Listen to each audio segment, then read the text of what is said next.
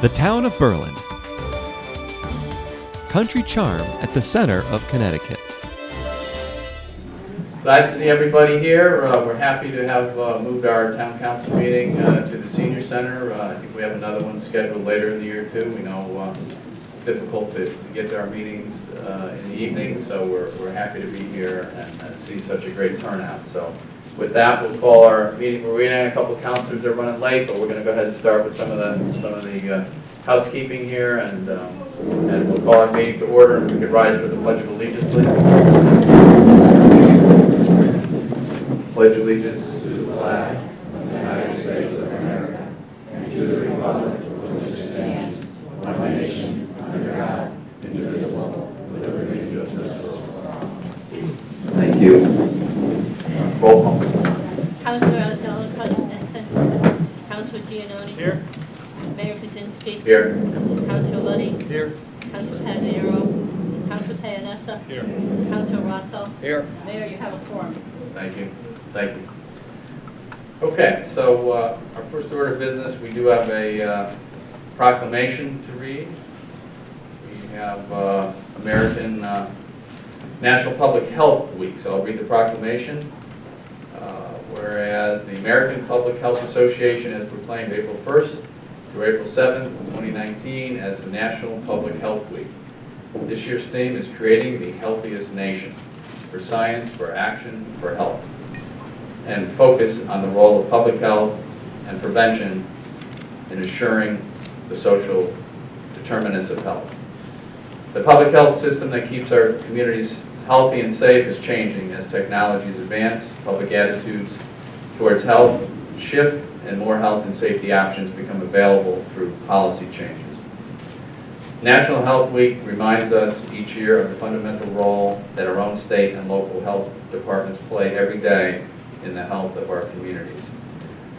The town of Berlin, together with its neighboring towns of Wethersfield, Rocky Hill, and Newington, receives quality public health service through its regional health department, the Central Connecticut Health District, now in its 23rd year of service. So therefore, I, Mark H. Kaczynski, do hereby proclaim April 1st to April 7th as National Public Health Week, and in Berlin, I encourage all of our citizens to join me in the celebration and acknowledging the critical role of public health in prevention and in helping individuals and communities achieve and maintain good health. Signed today's date, April 2019. So I see Charlie from our health district. And Ray, I see Ray there, obviously keeping us safe with our water, which is very important to all of us. So, thanks guys. So, here's our proclamation, and we'll try to help you. Stay healthy if we can. You want to say anything? Yeah, just to like to say thank you to the town of Berlin. Oh, you can't hear me? Okay, so I will try to say this much louder. So there you go. Thank you. So how's that? Is that better? Okay. So I'd like to say that we're very proud of the Central Connecticut Health District to be able to serve the residents of the town of Berlin and all the towns that are in the health district. We really take public health very seriously in prevention, and Public Health Week is one of the times that we actually get to shine a light on our professionals and spend a lot of their time in the background working in prevention, making sure that you're safe when you go to the restaurants, and you're safe with the water that you drink and all the things that you do within the community. So I'd like to thank you for this proclamation, and thank all of you, and hopefully you can come up. Oh yeah, also in addition to Rich Arena, we also have two other Board of Health representatives that cannot be here today. Lisa Payanessa, who's our board representative from Berlin, and Patricia Checo, who's actually our Board of Health chair at this time. Unfortunately, I couldn't be there. Pat's actually traveling to Japan right now, doing some investigation on their public health systems. All right. Okay. Thank you very much. All right, thanks a lot. Thank you, guys.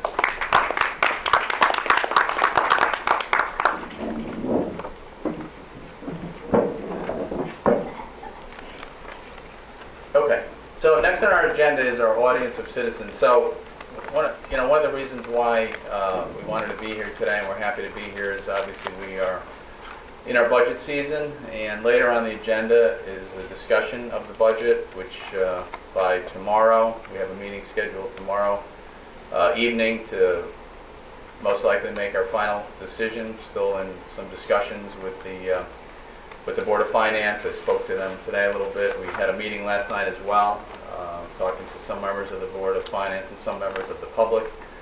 So we're going to talk about it today, and we're certainly anxious to hear what all of you, some of you may have to say. I'd love to hear it. So that's a little bit later in the agenda. Right now we have an audience of citizens, but what I'll do is if anybody wants to stand up and address anything today, I mean at this point in the meeting, that's fine. And what I'm going to do is when we get to the budget session, as we discuss it, we'll also welcome some. I can bring the mic or Yep, come over. some public comments during the budget discussion as well. So, If anybody would like to speak, if you could just come, if you can, come up to the front or raise your hand. We are taping this for Nutmeg, so we'd like to get you on camera. But if you have trouble walking, I'm happy to go through you. and this part of it too, you could talk about anything. You don't have to just talk about the budget, and then also later I will give you an opportunity as we discuss the budget to also have some input. So I don't, we'll have plenty of time for input. Name and address. I would like I'm a town resident. I'll just go right here.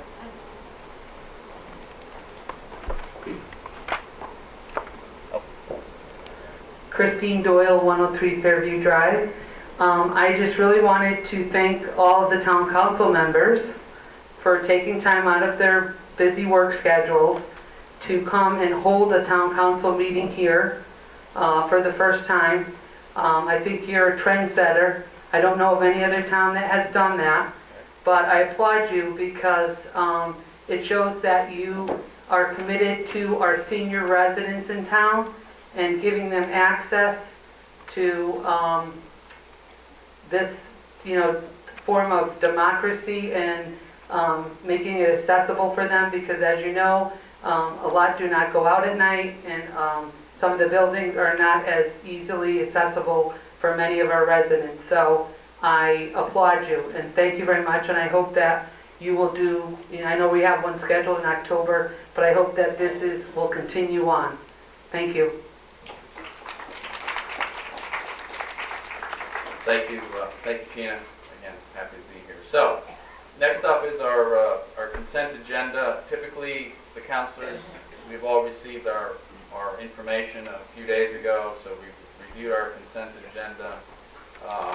We don't usually go through each item. Most of the consent agenda I see tonight is there's a couple approvals for some picnics. There is some waiving of a couple fees. There are some donations we are accepting. We are donating around the golf to Upbeat, and there is some donations going to the Berlin Library and also to the Animal Control donation account. So that is our consent agenda. There's 8 items on it. If we have any questions from the councilors, if not, we'll take a motion. Yes, we're going to pass it around. Well, everybody, thanks for coming. I will make a motion to accept the 8 items on the consent agenda. Accepted and Second. Thank you very much. Any other comments from the councilors? Hearing none, all's in favor? Aye. Opposed? Motion carries. Thank you. Now we'll go into our new business, obviously topic at a time. Okay, The first item on the agenda is to approve a budget transfer for the miscellaneous sewer main work. This is Micah Hearn from the Public Works and Ray Jarama from the Public Works Department here to discuss the budget transfer.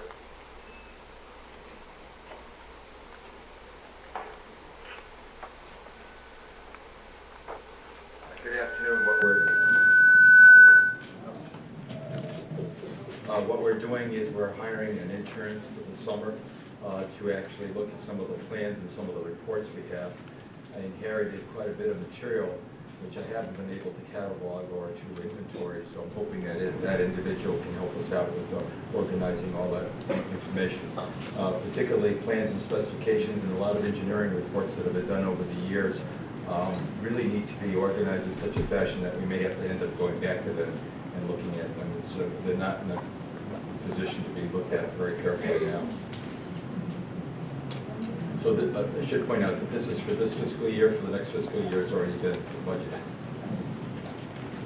Ray, I'm sorry, you're not being picked up. Oh, You're gonna have to try to speak into the mic. okay. Do you want me to start over again? Go back.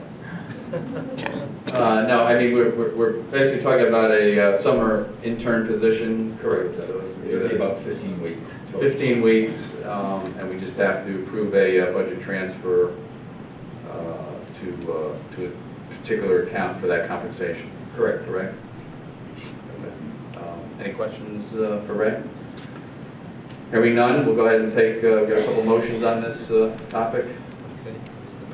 Yes, you do, I'm sorry. That's- First one is to move to approve a budget transfer from the miscellaneous sewer main work account to the clerical account in the amount of $1,400, workers' compensation account in the amount of $5.32, and social security account in the amount of $107.10 for a total of $1,512.42 for a summer intern for the remainder of the fiscal year. Second. Second, thank you. Any comments? Other comments from councilors? All those in favor? Aye. Opposed? Motion carries. Motion 2. Agenda item Number 2. No, we got another motion. Sorry.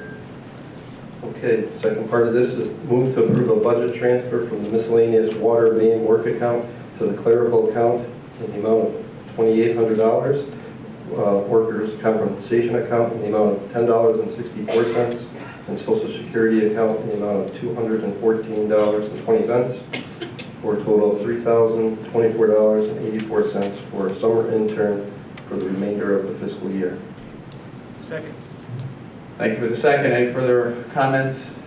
Hearing none, all those in favor? Aye. Aye. Opposed? So moved. Now. Not number 2, okay. The Berlin Water Control has 10 pumping stations. They're getting aged, and we need to be able to have people come in and fix the pumps or replace the pumps on a periodic basis. Fleet Pump is a sole provider, and therefore the Water Control is requesting that you waive the bidding requirements. Again, Ray is here to discuss the request. Fleet is the company that we buy from, and they sell flight pumps. Basically, we have, as Jack pointed out, we have 10 currently pumping stations. We have 11. We just got a regular one. We were able to make it converted to gravity feed.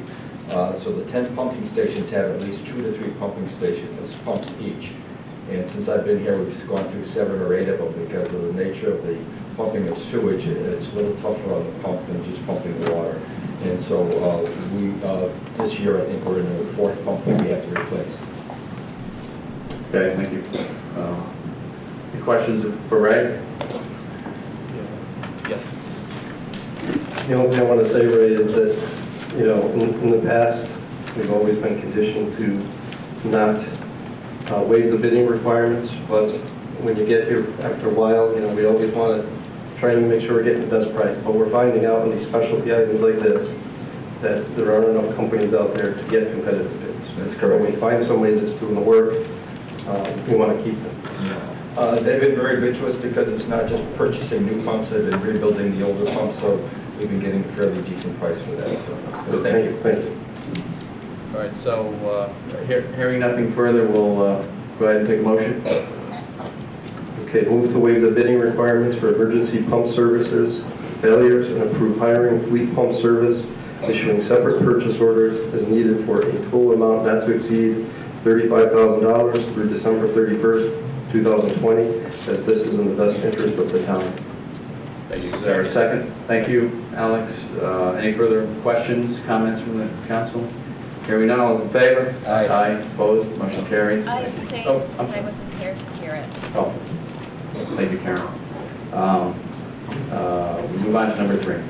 Agenda item. Number 3, the Berlin Water Control again is asking to waive bidding requirements because they need to purchase additional fire hydrants. They're having an unusual number of fire hydrants hit by vehicles this year, and so they're going to exceed the $10,000 bid requirement. So they're requesting that you waive the bidding requirements so that they can purchase fire hydrants from the Corps in Maine. And Ray is here to discuss it.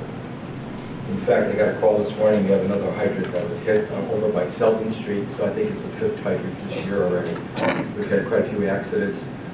Some of them are repairable and others are not, so we've extended our account over the $10,000 because we usually go to Core and Main for a couple, but we're exceeded the $10,000.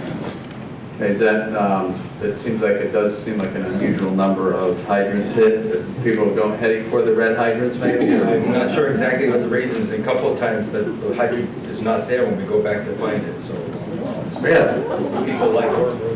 Wow, that's interesting. So I have a question because the town and the taxpayers are paying for this, but if someone driving a vehicle, presumably who's insured, hits it, are we given Yes, any we do. reimbursable amount?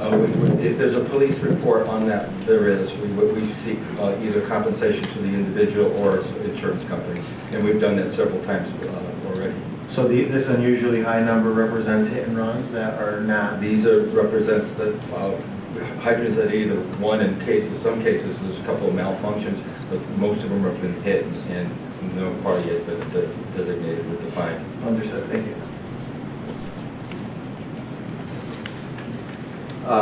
Yeah, that's interesting. I know there's one hit on Norton Road near my house, and it was between two trees. I don't know how they hit the hydrant without hitting the trees, but they were, I guess, a pretty good driver. We did send them a bill on that. Yeah, you sent them a bill. Do we have a vehicle for that? Okay. Yes, we do. We did. I had a police report of that. Oh, that's good. Okay. So if there's nothing else, any other questions? We'll go ahead and take a motion on this. Okay, I will move to waive the bidding requirements for purchasing additional fire hydrants from Core and Main and approve a budget transfer of $6,250 to increase their purchase order to $12,000, as this is in the best interest of the town. Thank you. Second? Second. Second. All right, we have a second. Any further questions, comments from the councilors? Hearing none, all those in favor? Aye. Opposed? Motion carries. Thank you. Thank you. Thank you, Brad. Agenda item Number 4 is it's time for the annual asphalt paving crack sealing bid. We've gone out and got a bid from the state DAS and Capital Region Prague contracts for crack sealing materials, and Jim Orville is here to discuss it.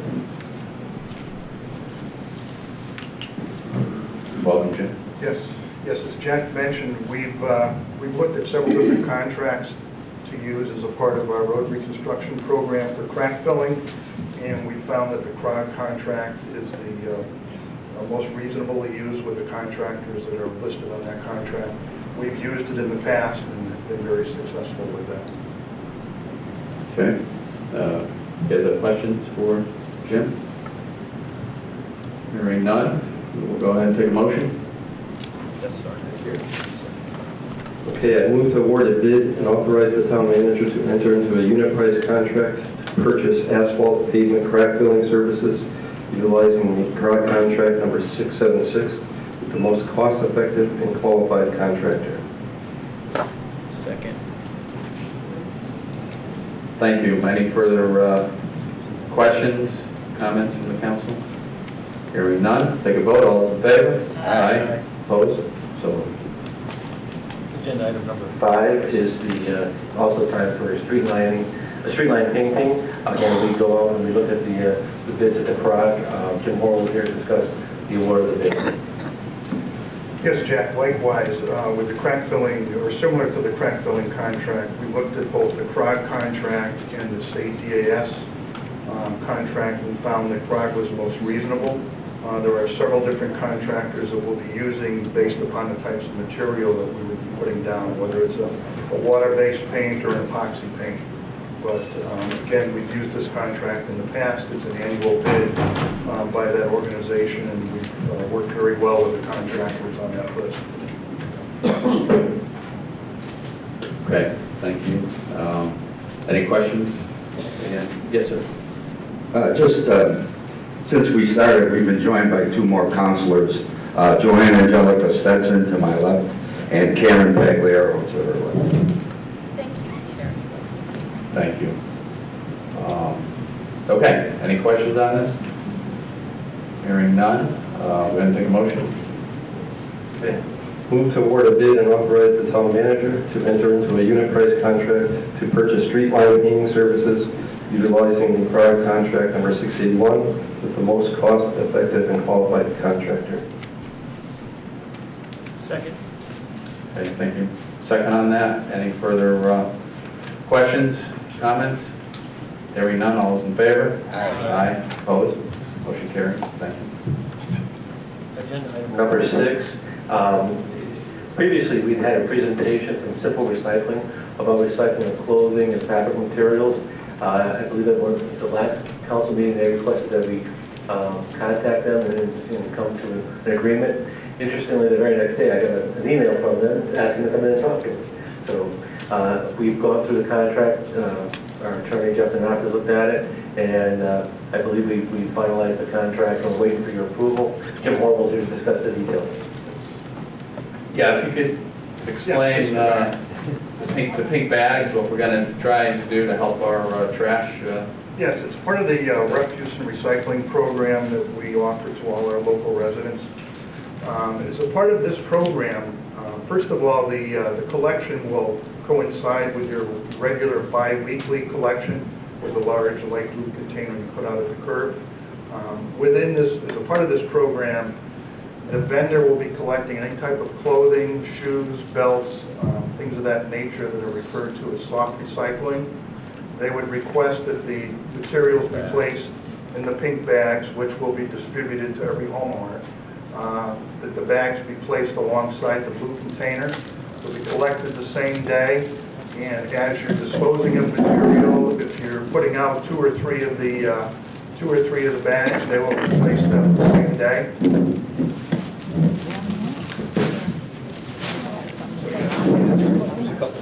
Yep. You can see the bags that we have. They'll be highly visible. As I said, the bags will be replaced based upon the quantity of materials that are put out by the residents. And probably one of the best things that go along with this program is that the town will be reimbursed $20 per ton of clothing that's collected. So we'll actually be paid for it rather than paying to dispose of it. That's great. So, I mean, so obviously what it's doing is taking out of the waste stream that we pay for. So this would, would put it to this organization and, good time to clean out your clothing and your shoes and whatever else that you want to get rid of that fits into this bag. And there'll be obviously something sent out to everybody that'll explain the program to you. Yes? Are we throwing the plastic bags away again? I thought we were trying to do away with plastic. I don't know what the company, I assume, I can only assume this, we can ask though, it's a good question. Obviously they're going to pick up that bag. Do they recycle the bag and say it on there? Okay, good. I believe they do. Yeah, I'm sure they do. They're a recycling company. I hope they recycle. Yeah. Where do Yeah. the clothes go in the end? Because I'd rather give it to the Salvation Army or Goodwill or something Yes. than to put it. And that's another option. So why this company, they've come to different towns. I know Rocky Hill does it now. Some other towns around that do it. One of the things when they came to talk to us about it, they said, sometimes there's some stuff that is pretty bad. We don't want to give it to Goodwill, or you have one shoe, you can't find the other one, just whatever. It's just stuff like that you typically might throw in your trash can. That, of course, makes our waste disposal costs go up. So these are things that you certainly have that option to, continue to go to Goodwill, as many of us do. But if it's something that's beyond Goodwill, let's say, that's what, or whatever you want to do. You could put the good stuff in there with the bad stuff, whatever you want to do. Yes. But where is it going in the end is my question. In the end is, I know we had the presentation a while ago. I can't remember what they do with it. They send it to different places. Sometimes it's recycled as it's broken down and made into new materials. Sometimes it goes to different countries and they pass it on distributed also to needy people. The other part of that is that the town does get some. You lost your mic. Oh, okay. And also, the town does get reimbursed a small amount for the weight. So instead of paying money to have it disposed of, we're actually getting a small rebate. Yes, Jack, and as you mentioned, currently we're paying approximately $65 a ton to dispose of regular refuse. So if you were going to throw clothing into the trash, we're paying to get rid of it. With this program, we'll be paid to dispose of it. Yeah, as we know, recycling, unfortunately, the days of us getting paid for recycling are over around the whole country. Right, we've lost a lot of, I think a lot of the stuff got shipped to China. Read a bunch of articles about it lately, and they're not taking our recyclables like they were, so there's a glut of recyclables, hence they're not paying us to recycle anymore for the pickup, so we're going to all end up, everybody in the whole country is going to end up paying for recyclables. Unfortunately, that's just the way the market has gone. So this is a way to at least maybe recoup a little bit of the cost, and you know, again, stuff that you don't want to give to Goodwill or don't want to, you know, go there, you could put it in the bag. All right, thank you. Any other questions from the council? Hearing none, we'll go ahead and take a motion. Okay, I move to authorize the town manager to enter into a 5-year contract with Simple Recycling LLC to provide for the curbside collection of soft recyclables. Second on, is there a second on that? Second. All right, thank you very much. Any further questions? Hearing none, all those in favor? Aye. Opposed? Motion carries. Thank you. Agenda item number 7 is a request to approve a contract extension for a company called the Drain Doctor.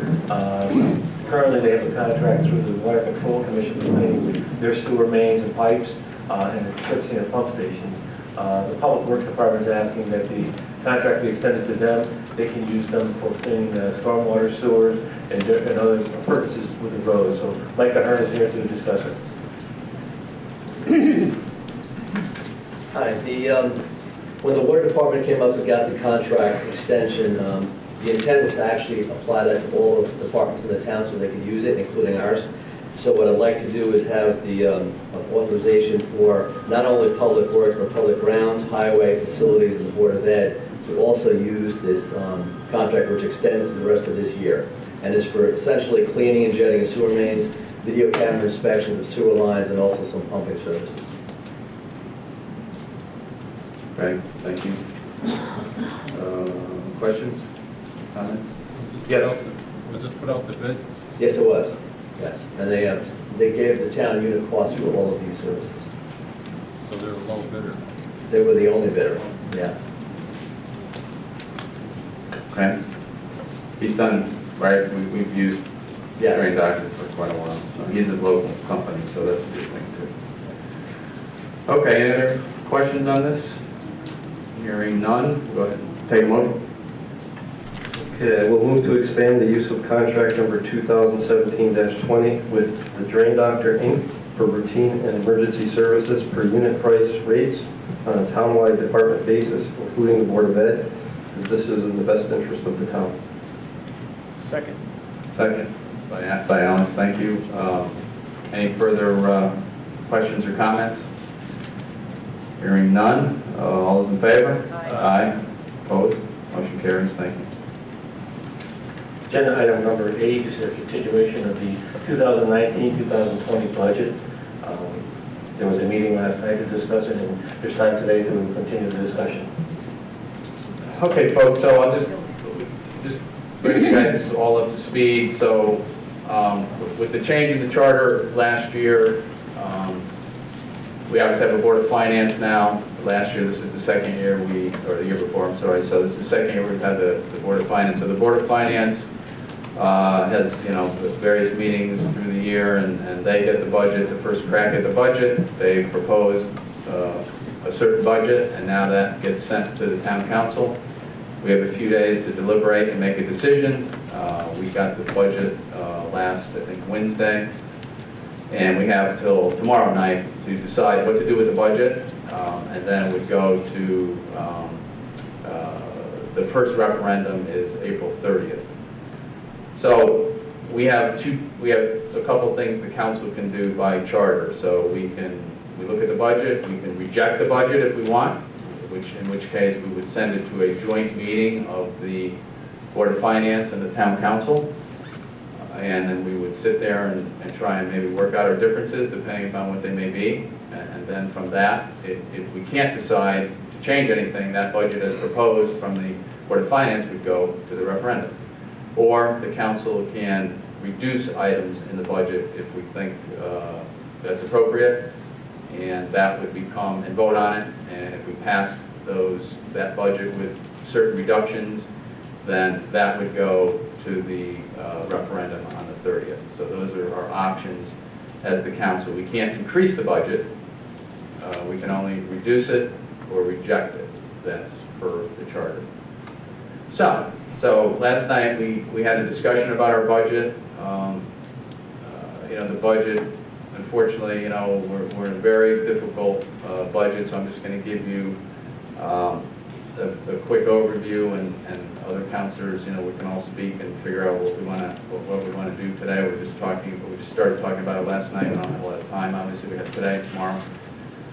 So we're in a tough budget spot. We have a lot of bonded debt in Berlin. In fact, this year we moved up to the second highest per capita debt in Hartford County. Not a good place to be, folks. I don't know who's number one. I'm guessing it's Hartford, but I'm not sure. We were number 3 before. So we moved up. And the reason for that is we did a lot of bonding over the course of many years, going back. Not pointing fingers, it's just where we're at. Bonded a lot. We bonded probably $10 to $12 million a year. And the last 2-3 years, we've tried to cut that in half, and we have cut that in half, but there are things that we have to bond for, and I'll explain what we are bonding this year. We're trying to keep it to a minimum, but there's obviously things that need repair in our town and things we need to pay for, and that's where we're at. So we're just at the very, very high point in our debt payments, our mortgage payments, so to speak, right? And it is taking 12% of our budget, which is not healthy. The last 3 years that I've been on the council, our auditors have told us that's a very unhealthy position to be in, our independent auditors. We should be, the debt payments that we are making on our long-term obligations should be about 4%. They're 12% this year. It's a lot of money. It's about $11 million out of our budget. That's money that we could spend on town services and on other things the town needs, but it's going towards debt payment, and that's just where we're at. We just have to get through it. It runs in cycles. Like I said, it was just a lot of bonding. Some for great projects, some probably we should have paid for as we go. And that's one of the things that we've looked to change in the last 3 years. We have now a 10-year capital plan that we try and spread out our projects so we don't have to bond that much. And we are desperately trying to pay for things as we go with this in the coming year appropriation. It's just very difficult to do. We don't have the cash flow to do that. So that's kind of where we sit, unfortunately. So that's why the budget dollars, the payments on the debt we owe over the last 3 years keep going up. And I believe next year they go up one more time. Is that the last year? Jeff? Yeah, they go up one? Then, yeah.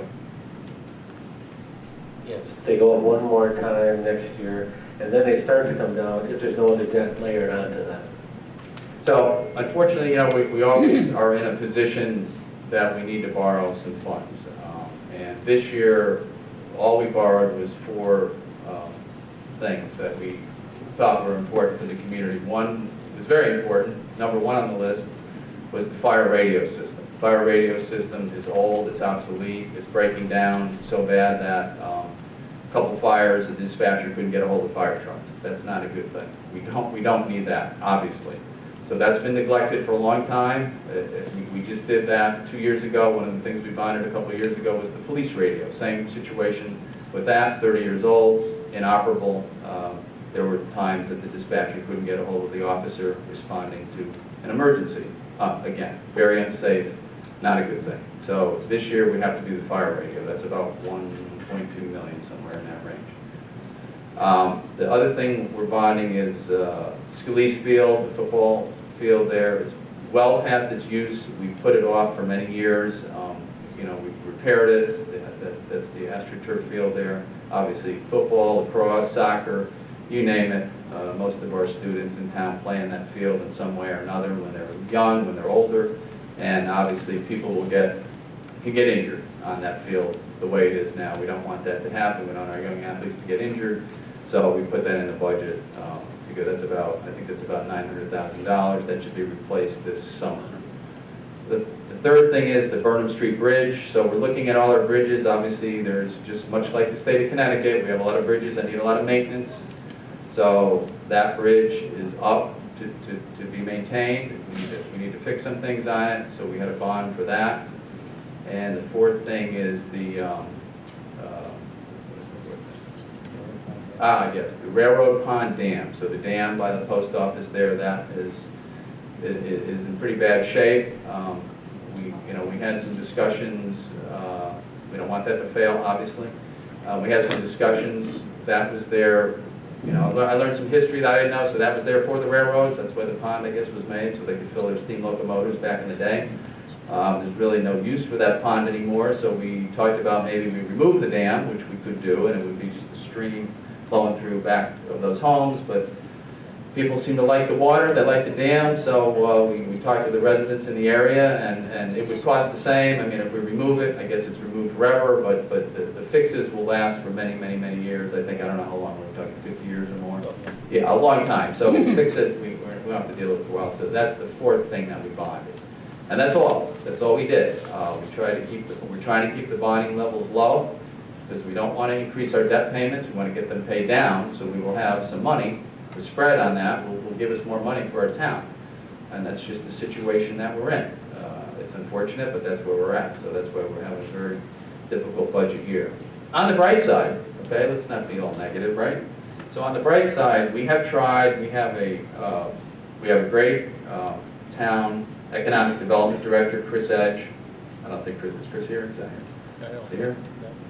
Chris has done a great job. So obviously, unfortunately, the budget is on the backs of, all of us taxpayers, homeowners, vehicle owners, and, in a town like Berlin, there's not a lot of places to get funding but our property tax and our car vehicle tax.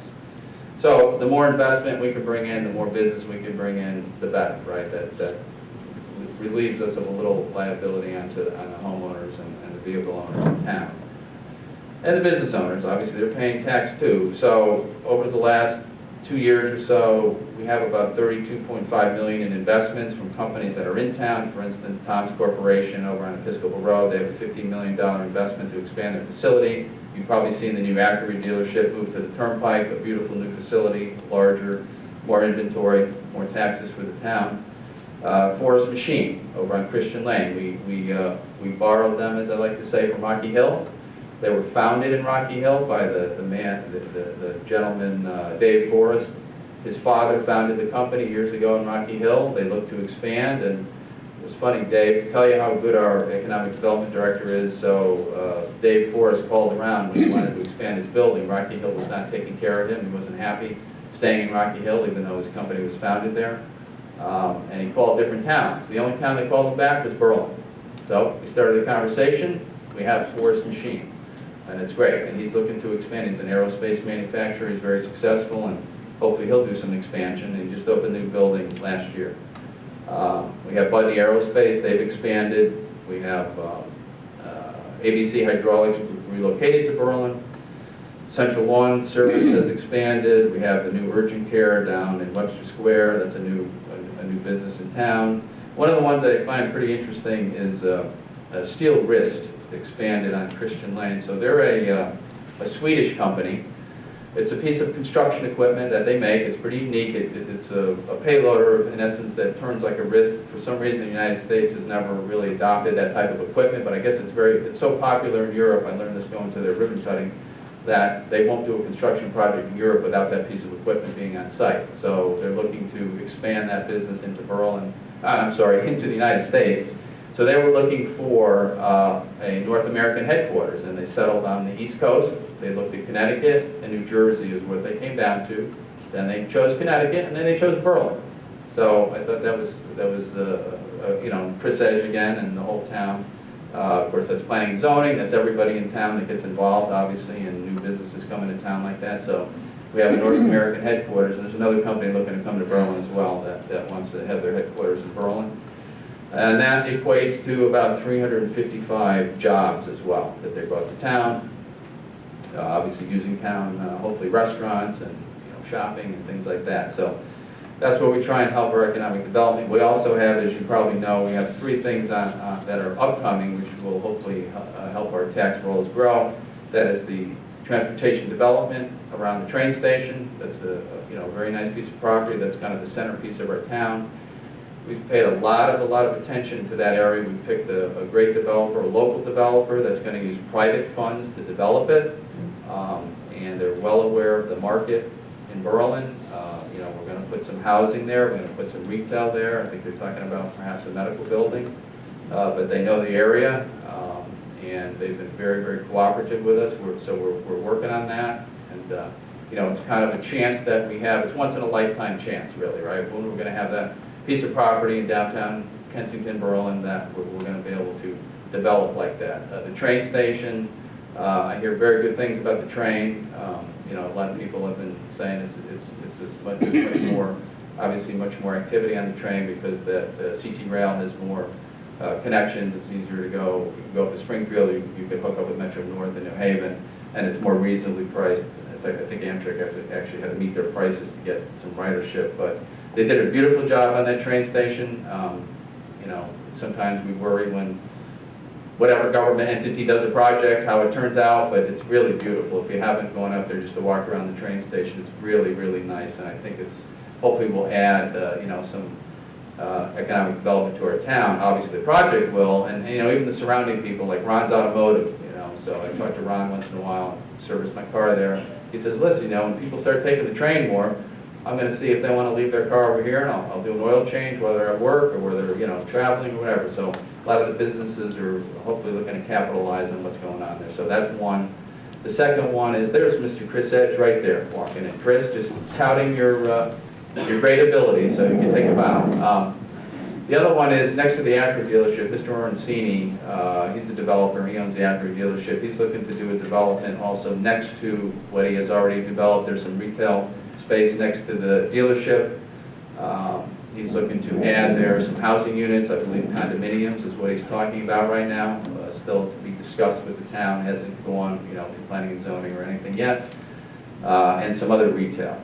And then there's another project that I know the planning and zoning is talking about also down next to the Blue Lobster. There's that piece of land there. There's some housing units there and some retail. So, there's a lot of things going on. Obviously, we've had some development on the Berlin Turnpike, which we've tried to do. A lot of people ask me, how come we can't develop the Berlin Turnpike like Newington? Well, I guess we kind of missed that boat.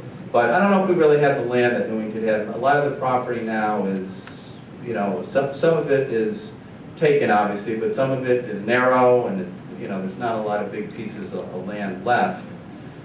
We try our best, but it seems like especially once you cross Route 9, which is where most of the property is available, it's just not as attractive to the chains, let's say, the chain restaurants and some of the things you see in Newington. We do try. We had a couple of chain restaurants that were interested by CBS there. Years ago when I was on planning and zoning, we put the CBS on the corner there at Deming Road and the Turnpike, and we had a couple of chain restaurants and a couple other businesses that were really excited about moving there, and it just for whatever reason it didn't work out. So we're trying. Chris Edge is always looking for things like that to attract business to town and to attract people to our town for the economics. The other last question on the economy, we'll get to the budget. But I think it's important to know that we're always trying to grow our tax rolls. A lot of people ask about Farmington Avenue, and I always like to get this out there. It's hard to get information out. So, there are vacancies on Farmington Avenue. We see businesses come and go. There's a couple different things. I tell people a lot, look, we bring a business to town. If you don't go there, first of all, they're going out of business, okay? It's maybe their business plan is no good, or maybe their products are no good, or maybe their food's no good. I don't know whatever business you choose. So that's difficult. The other thing that we face on Farmington Avenue, quite frankly, is out of our hands, is that some of the property owners that have vacancies, their rates that they want to rent the buildings, or lease the buildings, are kind of obscene, quite frankly, in a couple cases. They're way too expensive for that area. For instance, the paint store. Remember the paint store next to CVS? Great paint store. A lot of people went there, so the gentleman was moving out. I said, why are you leaving? You hate Berlin? Are we not coming there? He said, no, I got great business. The town's been great to me, but the landlord, you know, he wanted to raise the lease price, and he wanted, as I remember, about $6,000 a month, and he wanted a 5-year lease. And to renew, I don't know what he paid, but he paid less before the first time, the first few years. So he said, I can't afford that. You know, I can't cover that business. He had other stores in other towns, so he said, I've got to move out. I don't want to move out, but that's the reality of it. And the same landowner, unfortunately, owns the old, you know, Dieter's Bake Shop that has been redone, and you've seen it empty for quite a while now. But I'm assuming, I don't know what that request is to lease that building, but I'm guessing it might be too high for many local businesses to move into, unfortunately. And the other one I always get is Arby's. Okay, we know Arby's left, we got the building sitting there.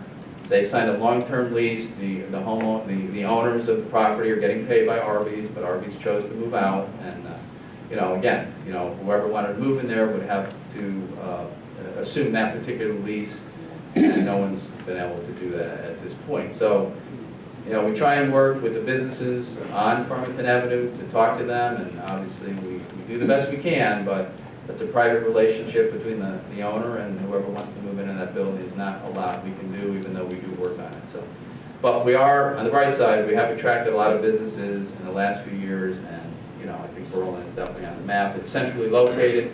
That's why businesses are coming. Obviously, you know, we all know that. The highways are everywhere, and they can get anywhere they have to be. So that's that. So the budget. So unfortunately, all that great business news didn't add a lot to the tax rolls. You know, we need a really, really big investment. I mean, if Amazon would come to town, that'd be great, but unfortunately, that looks like that's not going to happen. We tried, believe it or not. We sent it in, and the state of Connecticut was looking to get Amazon. We did try, but and we thought about the Golden Triangle, right? That's been there forever for all of us that have grown up in town, but for whatever reason, that property just does not work out for any development. I don't know why, but anyway, so that's where we're at. So now to the budget. So the budget as presented is a increase over last year, as sent to us from the Board of Finance, a 1.9 mill rate increase. Now we're going to discuss it today, I'm sure, and want to hear your input. You know, that's a high mill rate. Last year, for instance, we had a 0.80 mill rate increase, below a mill. We were able to do that, but last year was also, as you know, the reevaluation year. And a lot of people had some pretty big tax increases because of that. Some people didn't, some people went down a little bit, some people went up, some people stayed even. But I heard about a lot of people that did increase their taxes quite a bit. The other people that got hit pretty hard are businesses. Some of the businesses in town went up 25% last year on reevaluation. Not good. That's not a way to keep businesses in town. We don't need a high mill rate to keep businesses here or to keep businesses that want to move here. So, you know, we're at crossroads now. We've got this 1.9 mill rate increase.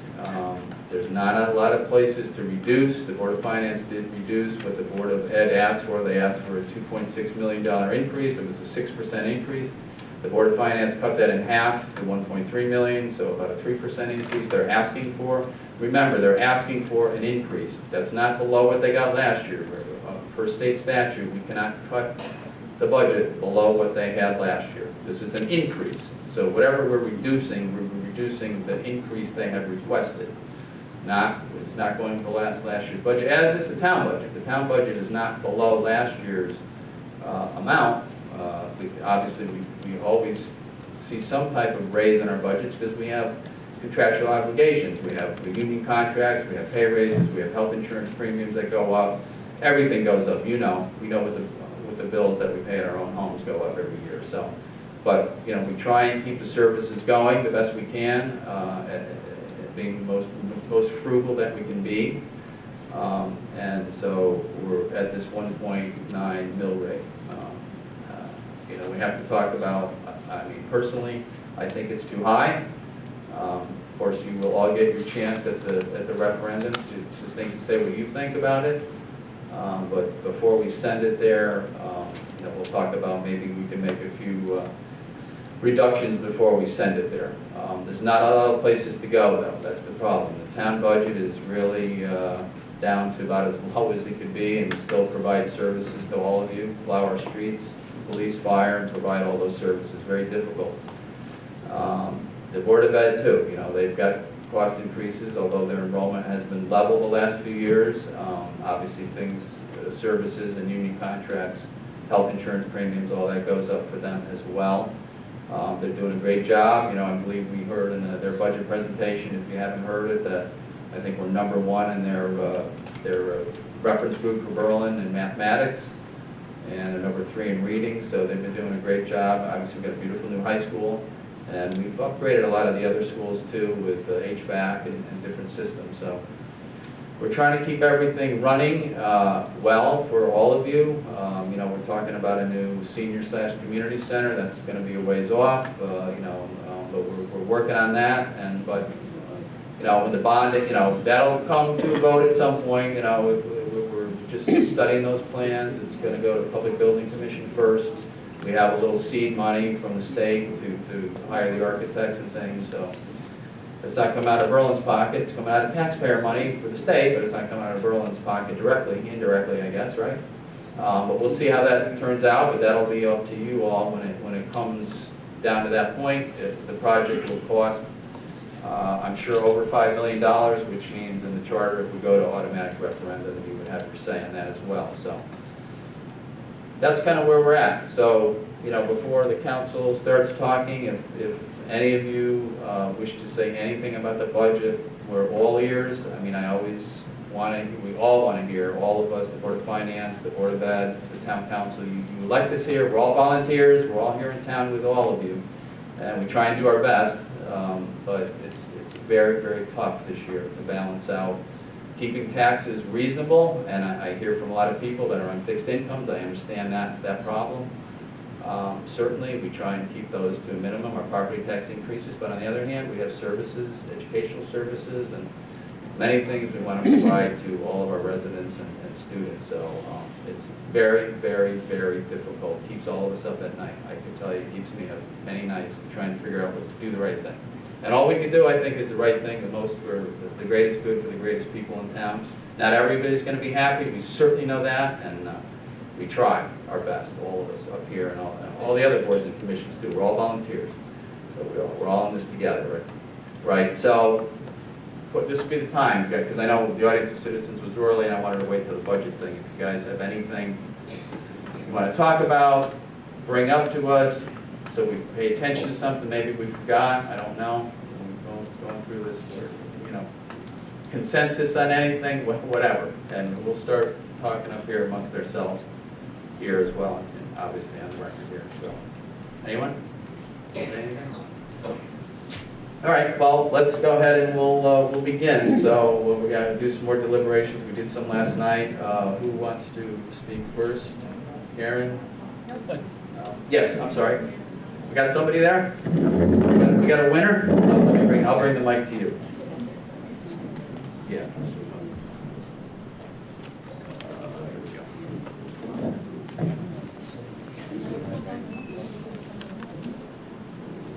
I suppose I have to give my name, Yes, my address. for the record. Ann Wilchinski, I live at 33 Landing Court. I got a couple of questions. You're bragging about all the people that are expanding in Berlin. You're not talking about all the businesses that we lost and all the businesses that are empty along Farmington Avenue. You got Chamberlain Highway, that's almost all empty. You're buying more, you keep buying more property, which we're losing taxes on. You're buying open space for people that hike. That's all losing tax money for us. And yet you're expecting to me on a fixed budget to pay more taxes every single year. What are you people thinking about? I know your education budget is high. What are you going to do about the teachers' pensions? I understand the state wants the towns to pay into the teachers' pensions. Why can't we cut that once in a while? They don't have to have an increase every year. I never got an increase when I worked in my pay or in my pension. I mean, you know, it's hard. You people, who has the last say before we go to the referendum of what our budget will be? The council does, we do. The council does. Okay, well, why don't you stop and think? Cut the education a little bit more, cut the, the town budget a little bit more, and cut us down to on your percentage of your tax rate. I think that's terrible, because you're depending on us poor people to pay taxes. I've been paying taxes for 50 years, never had any children in the school system. And somebody brought up that in Georgia, if you get to be a certain age, you don't have to pay into the education tax and education budget anymore. I go along with that. Once I'm 90 years old, cut my taxes. I've never had any children in school, and I don't have any more after 90 years old. So I think it's about time you thought about these people that are trying to and I want to stay in Berlin. If I have to keep on paying taxes, I'm not going to stay in Berlin. I'll go into another town and get me some. Oh, that's another thing. Senior housing. Yes. I've been waiting 15 years for senior housing in Berlin. Where is it? And don't tell me the economic man is working on this, because they said this at the last budget meeting that we had last week. We're working on it. Christ, you've been working on it for years and years, and nothing's gotten done. So let's get into this thing and start to think about the taxpayer as a whole. Thank you. Thank you very much. Anyone else? Yes.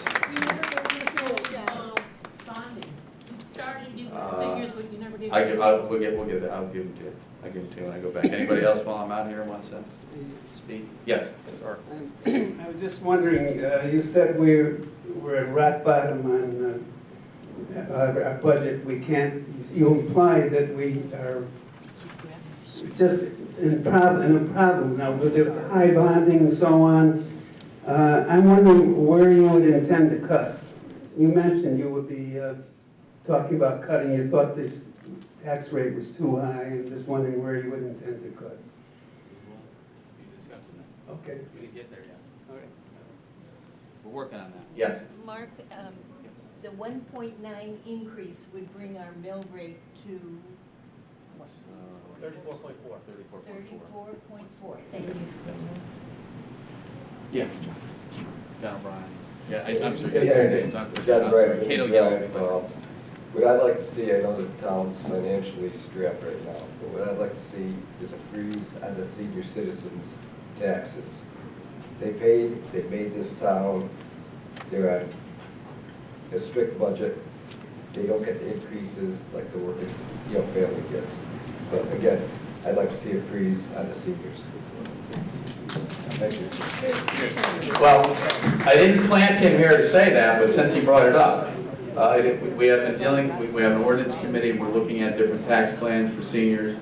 We're looking at all the different towns in Connecticut. We do have one, we have one plan. I know it's not popular in town. There is a program now that you can, you would freeze your taxes on the date that you're eligible for the program. I forget if it's 65 or 70 on that program we have in town now, but the downside, of course, as you may know, which is probably why people don't take advantage of it, is a lien that goes on your property, and once you leave the property or sell the property, or however, your ancestors, your descendants, or whatever, if you leave or sell it on your own, the lien has to be repaid back. Most towns do have a way to recover the costs if they do freeze taxes, but we are looking at a couple things. One of the other things that just came up in the last ordinance committee was a tax credit, maybe, for seniors. So that wouldn't have to, obviously, be a credit every year in a certain amount based upon income levels and asset levels. So we are looking at that, yes, and hopefully we've looked at a whole bunch of different towns and plans, and I would hope by the summer we'll have some type of plan in place. That's what we're looking at. Excuse me, Mark. Yes. Somebody parked in a residential spot, license plate AP 79954 is a black Opel Sport. If you could move your car, please. We won't look, we won't look to see who goes. But somebody has to leave to move the car, please. Just, so, senior housing, Barbara, I'm sure you, I'm gonna, you guys. He looks at me and he But knows I'm gonna. I know, we know and love you, what I'm gonna say. So the Knights of, we purchased that property, we've been trying to get that done, we approved 2 buildings, senior housing buildings on that, I wanna say, I don't know, Joan, how many years ago did we approve that planning and zoning? A long time ago. So, Berlin Housing Authority is responsible for that, they've been working on that. The problem we ran into, once we approved the buildings, there was an easement from the state through some of the wetlands there, which really messed us up bad, because the state had to approve what we were doing there, and part of the property hit on our project. So that took, honestly, a couple of years to get that through the state. Yes, it did. Now we're clear, and Berlin Housing Authority is working on financing for that housing. The problem is that the federal government has changed their definition of senior housing, and you can't call it that anymore. They won't give you financing. And if you don't get government financing, it's just about impossible to get private financing on senior housing, unfortunately. So we're working with our state representatives. We've made all of them aware of the problem we're having now, and I know the Housing Authority is working on financing for that.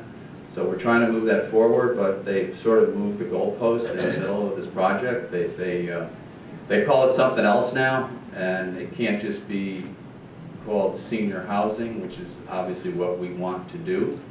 So we're working on that. We're going to get the Berlin Housing Authority to the council in the next couple meetings to see if they give us an update. So it's a very lengthy, frustrating project. Yes, we all agree, and the Housing Authority is dealing with it every day, trying to move it forward. John, you know, right? You're on the Housing Authority, right? You got, I mean, they're working. I know they're working diligently to get that thing rolling, but they moved the goalpost on us, and it's another hurdle. So anyway, just to answer those two.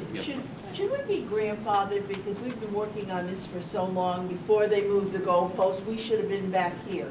So, I guess, I'm certainly not an expert in that area, but I don't think it works. I don't believe the financing works, because they never had it approved, because we had that easement problem, so we never really got that far. Yeah, I mean, I think if financing was in progress, much like if you take your own loan and it's in process, you're okay, but so now they've changed the rules apparently, so they're looking to see how they, but I know they're working on it, right? I don't know what the latest is, John, but, Another 10 years, right? Oh, I don't know. I won't be here. I'll guarantee you, I won't be here. I'm so sorry about that.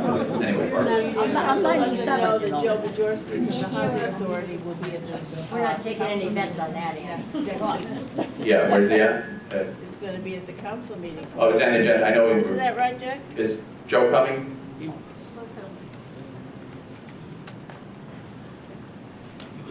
He was invited, I believe that he's planning on attending the next council meeting. We'll have to confirm that. He could not make today, he was invited for today. Unfortunately, he works during the day, so I believe he's going to try to make the next meeting. You're good? You're done? Okay, who else? Okay, good. Good question. Okay, yeah. Jenny Steele on Town Drive here in Berlin. I'm the one that mentioned Georgia at last week. My brother lives in Georgia, and when they reach a certain age, 50%, they only pay 50% towards the Board of Ed, and the full amount for the city. When they reach another age, 70, they don't pay anything towards the Board of Ed and their property value and their taxes. It's only for the city because they get full value of the city, what we have to offer us. I'm all in favor of freezing the taxes when you reach a certain age. I don't mind paying taxes for the kids going to school. My kids went to school here and all. But when you reach a certain age, I think we have paid for them going to school, such as 70. But putting a lien on a house where you have to pay that is no good for us seniors. We don't get raises, and last year, the teachers, according to the newspaper, got over 5% increase in their salary. I don't think it's fair. We had a referendum, and the first one was put down by the people. They said no, it was too high. So we went to another referendum. That was also no, too high. So we had a meeting at McGee, we all participated, and they ended up putting in the first budget, which was not fair, and the teachers got almost 6% pay raise. And I hope you're not going to do that again. But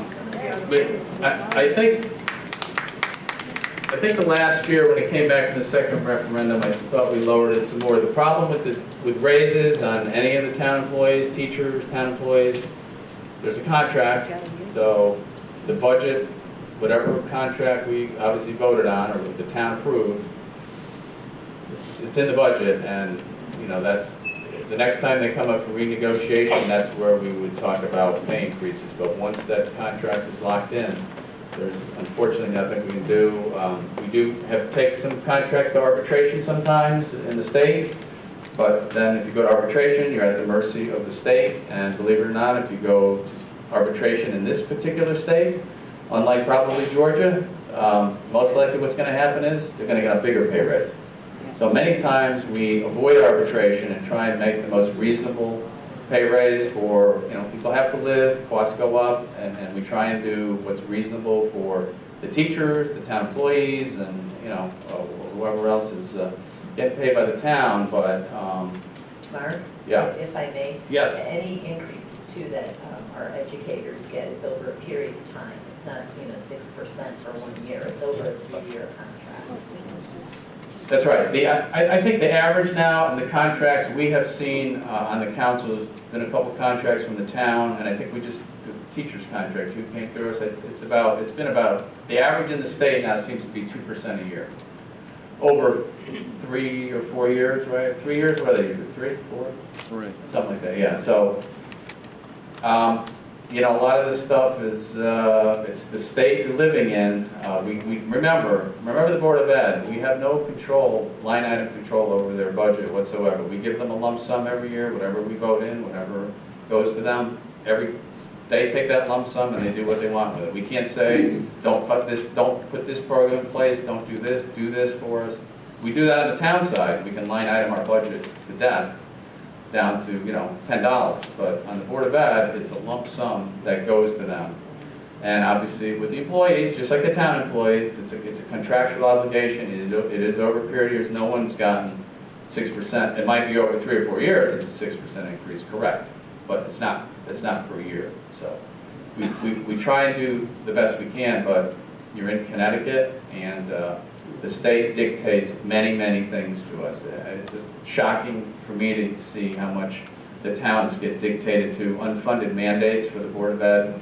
They don't even, sometimes these programs the Board of Ed doesn't even want to do, but we are mandated by the State Department of Education and the legislature to do this, and guess what? We get no funding to do it. So out of our local tax dollars. And I'm sure there's more coming, unfortunately, because of the state's financial crisis. So that's just where we sit. We all up here, we all try and do the right thing. The Board of Ed tries. We try to be as frugal as possible. It's so difficult. Anyway. Yes, next. Yeah, I'm just wondering where the goalpost went. Can somebody explain what the difference is in housing? Yeah. So, to my understanding, and we really need to get that from Joe Bajorski because he's involved in it every day, but I believe now they're calling it workforce housing, which I believe means, from what I know, the definition of workforce housing, being on planning and zoning a little bit, it's not just seniors. But we're trying to, we met with our state representative, Speaker of the House, we said, look, this is a huge problem, but a lot of that is coming from Washington, not from the state. So, you know, most of that money to build senior housing or even workforce housing is tied to the federal government, Housing and Urban Development. So that's their rules, and that's where most of the funding comes from, unfortunately. That would include what else besides seniors you're talking with? Includes low income? Yes. Yes. Yes. Mark? Yes. Mark? Yes. Yes, all of the Yes, above. all of the above. So it's best, Can we get name and address, please? yes, I'm sorry. I'm sorry. I'm sorry. I Yes, forget. Lisa Solomon, 31 Colonial Drive. You know, the requirements in a public project like that, the money is generally federal taxpayer money, some state funding kicks in, but that's the requirements, and if you want that funding, that's what you have to follow, and good luck getting private funding, you're just not. Yeah, it's a mixed use, which is not what Berlin wants. We want those two buildings by Knights of Columbus to be senior housing, that's always been the plan. But when they change things on us, and that's where the money comes from, I forget the units on that. I don't know, Joan, if you remember, I don't know how many units those two buildings were. Oh, that was a long time ago. I know, it's been a long time, and it's certainly very frustrating, but we did have plans, right? It was a nice project. It was nice. Anyone else? Anyone else that hasn't spoken? Okay, good. John, do you have any, just because you're on housing, just while we're here talking about it, I know it's not the budget, but it all ties in. Barbara. Yes. Okay, Joe Bajorski is your Chris Edge for the town of Berlin. He's went through a lot of hurdles. He's into finance. I'd rather have Joe speak about it. And Joe is well versed. He's working hard for the seniors. So again, he's Chris Edge for Berlin. And Joe Bajorski is for the seniors. You sure may. Yes, you may. He's got my name before.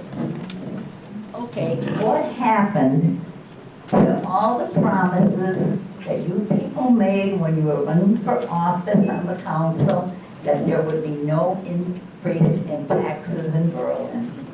Where is that promise now? Thank you. I can answer that.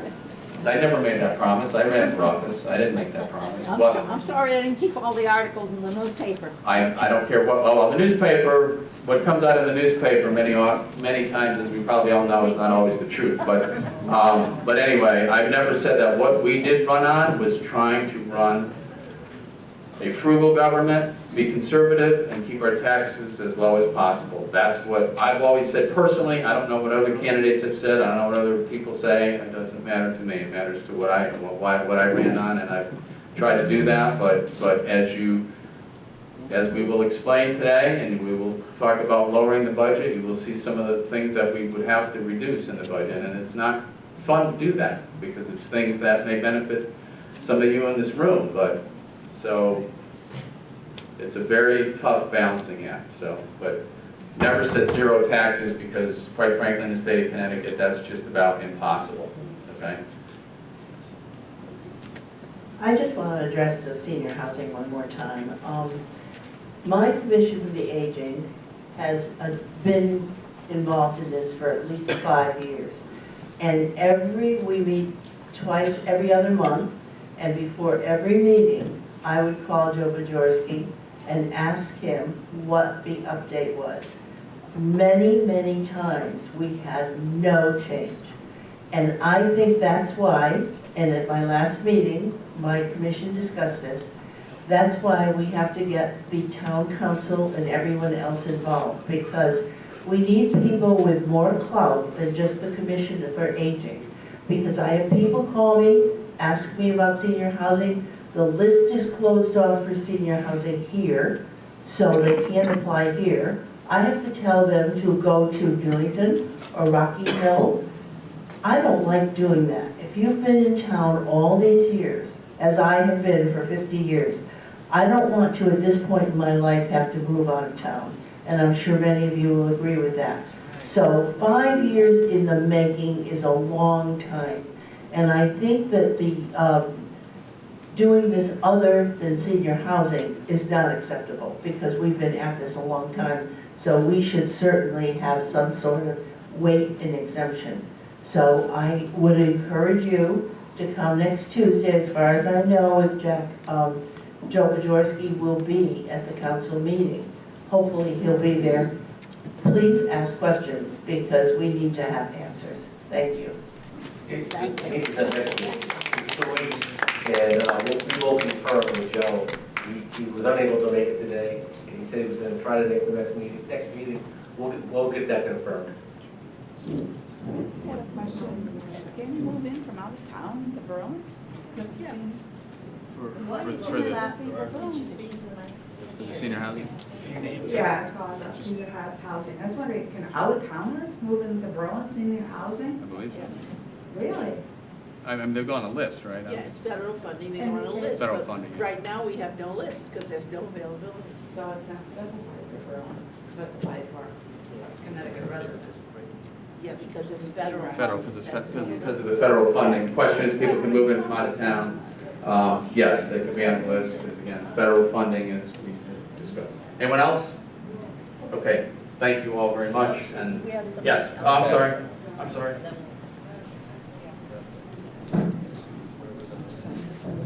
Berlin seniors housing.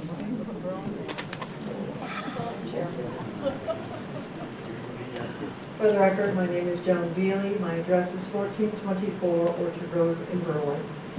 Thank you, Mr. Mayor. I don't know if any of you had the chance to pick up this lovely little brochure that was put together by the Board of Education, which is out on the counter, the reception area. Yeah, excuse me. And as you were speaking and we were discussing different things, I started to look through, and I was a little dismayed at what was popping off the pages at me. Berlin's enrollment in schools is in decline. As a matter of fact, it's such a decline that we are now importing students from the Hartford school systems. Berlin is being reimbursed, according to the Board of Ed, $8,000 a year for each student that we take in. However, the cost of educating a Berlin student is $16,457 per student. So we are operating at a deficit of $8,457 per student times, and we're not talking about 1 or 2 students, but we're talking about, what, about 100 students? Now, if you look further, the Board of Ed says that there are some funds that are used to offset, it says here that Hartford reimburses all the expenses over $8,000 for students with special needs, which means that if we accept the special needs, and I'm not sure what defines special needs, but if we accept them, then yes, they'll pay the full boat. But for all the others, we're on the hook for it. And then the last statement in this, it's called the Hartford Open Choice, the Board of Ed says that the additional funding has allowed us to maintain staff that otherwise would have been eliminated based on inadequate operational budget. Now, to me, that means that we don't have enough people to educate here in Berlin, so to keep our numbers up, to puff it up, we have to import students, which we're paying more money on, so that the Board of Ed can maintain its overhead. It's administrative overhead, it's teacher overhead, it's staff overhead. There's another, and I urge everyone here to pick up a copy of this. There's another page in here that also says that the 2019 and 2020 new staff requests, there's a whole list of all the positions that this is all new staff that they want to take on. Now, we're not talking small dollars here, we're talking big dollars. Again, I urge everyone to study it, to pay attention to it, and to make their own conclusions. But it seems to me that we have found a way to lower our budget, Mr. Mayor. I suggest that the town council go back to the Board of Ed and go back to the Finance Board and tell them we want ground zero. We want last year's budget for this year's budget for the Board of Ed. Now, the town side, I think, is okay because I have, through planning and zoning and through other offices and volunteer work I've done at the town hall, I see how hard the town hall people work. And I know that their budget has been cut to the bones. So I would propose that the town budget stand as it is. I'm sure it's probably pretty close to what it was last year. But I think we really have to look with a fair eye at the Board of Ed and say enough is enough. We are bleeding tax dollars, and it's got to stop. We're losing more and more people out of the state, and they're not just moving to other towns. They're moving to senior-friendly environments. And to tell you the truth, I do not blame them. Thank you for your time and this opportunity. If I could respond to some of the things that Mrs. Bailey said. We don't import students. We have a program in this state, and we get students from Hartford as part of the choice program. And yes, we do get funding for them, a significant amount. Secondly, we have not properly funded, actually, the Board of Education over the last 5 years. We've given them on an average of 1.4% increases, which makes it almost impossible for them to make any further cuts than what they propose. The requested teachers that you see, those are requests. Quite frankly, with the budget that it is now, they've got to get rid of 6 teachers, which results in bigger classrooms, a more compromised education. Right now in Berlin, we've got an outstanding program of studies that rivals private schools.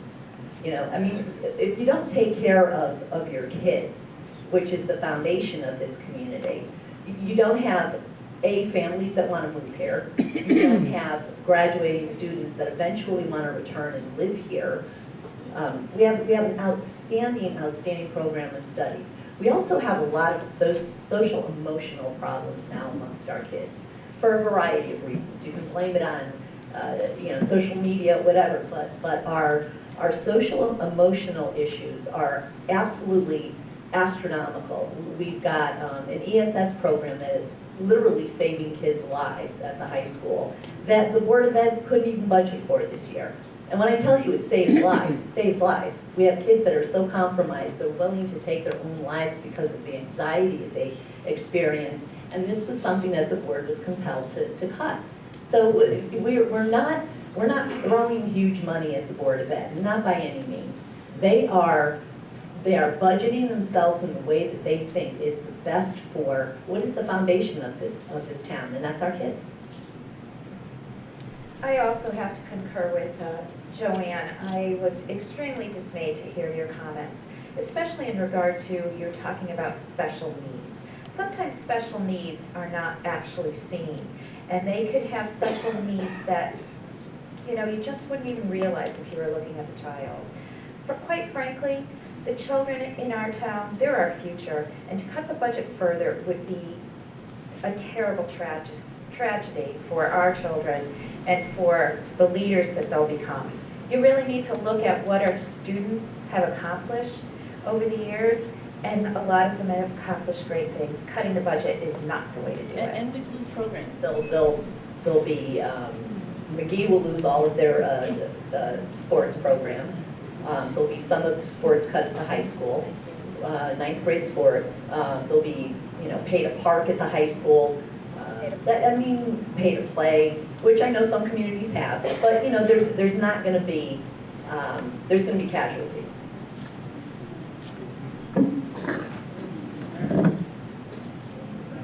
Oh. All right.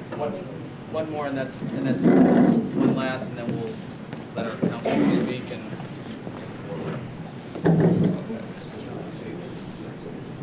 Scott Veely, 1424 Orchard Road. Board of Ed. Anyone have any idea how many administrators there are in the Board of Education? Anyone have any idea? There's 21 or 22 of them. They don't teach, but they're administrators. Anyone have an idea on how much they make a year? Lowest salary of the administrators, lowest one. What do you think it is? It's about 125, 130,000 a year plus benefits. There's 22 of them in a town that has a decreasing education population. 5 of those people, if their positions were eliminated, that would be $500,000 for all of your funding that you need. Guaranteed. The Board of Ed never gets a decrease in their budget, ever. It's state law. It's always the same or higher. So whenever these people talk to you about cutting a budget, they're cutting the increase, just like the mayor said earlier. So this budget with 1.9% increase, that's the total budget, I implore you to vote no on this thing. Because every year, it goes up and up and up. Mr. Salina, back in his day, said, oh, it's only a cup of coffee a day. Well, you know what that is now? It's a dinner a day. Every day. Okay? So what your $300 increase was, say 10 years ago, base it on the fact that maybe it's over 10 years, it's been $200, $300, well now it's $3,000. And after 10 years, it's $30,000. Okay? So this budget needs to be voted down on April 30th, believe me. Thank you, Mr. Mayor and Council.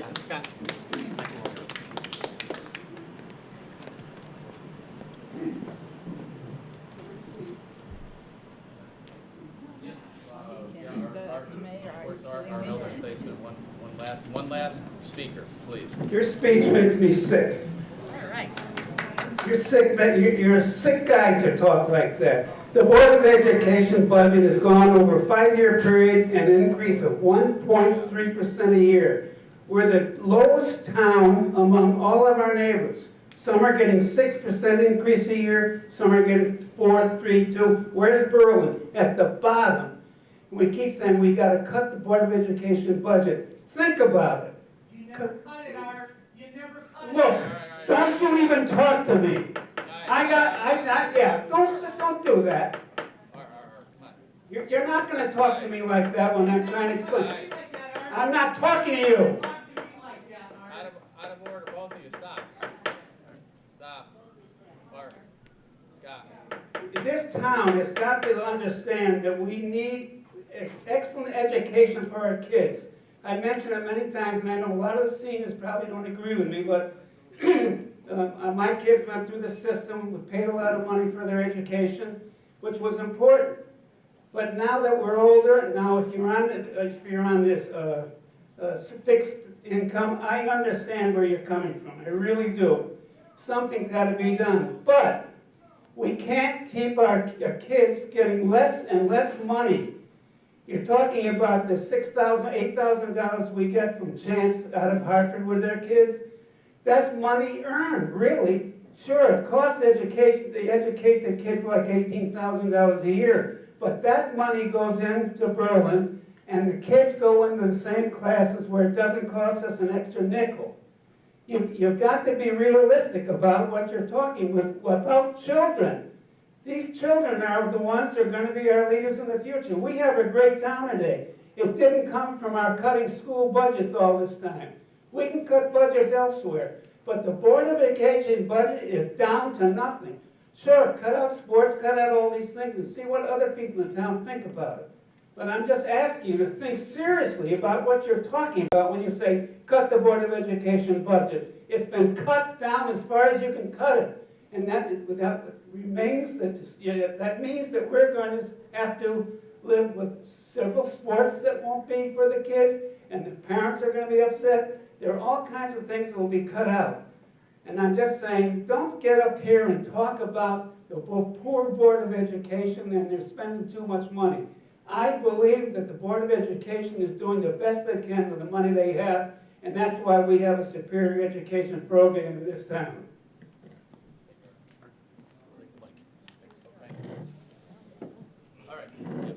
All right, so we're at some deliberations. Counselors, what do you wish to speak and talk about? Budget, reduction, no reduction, areas we could reduce, not reduce?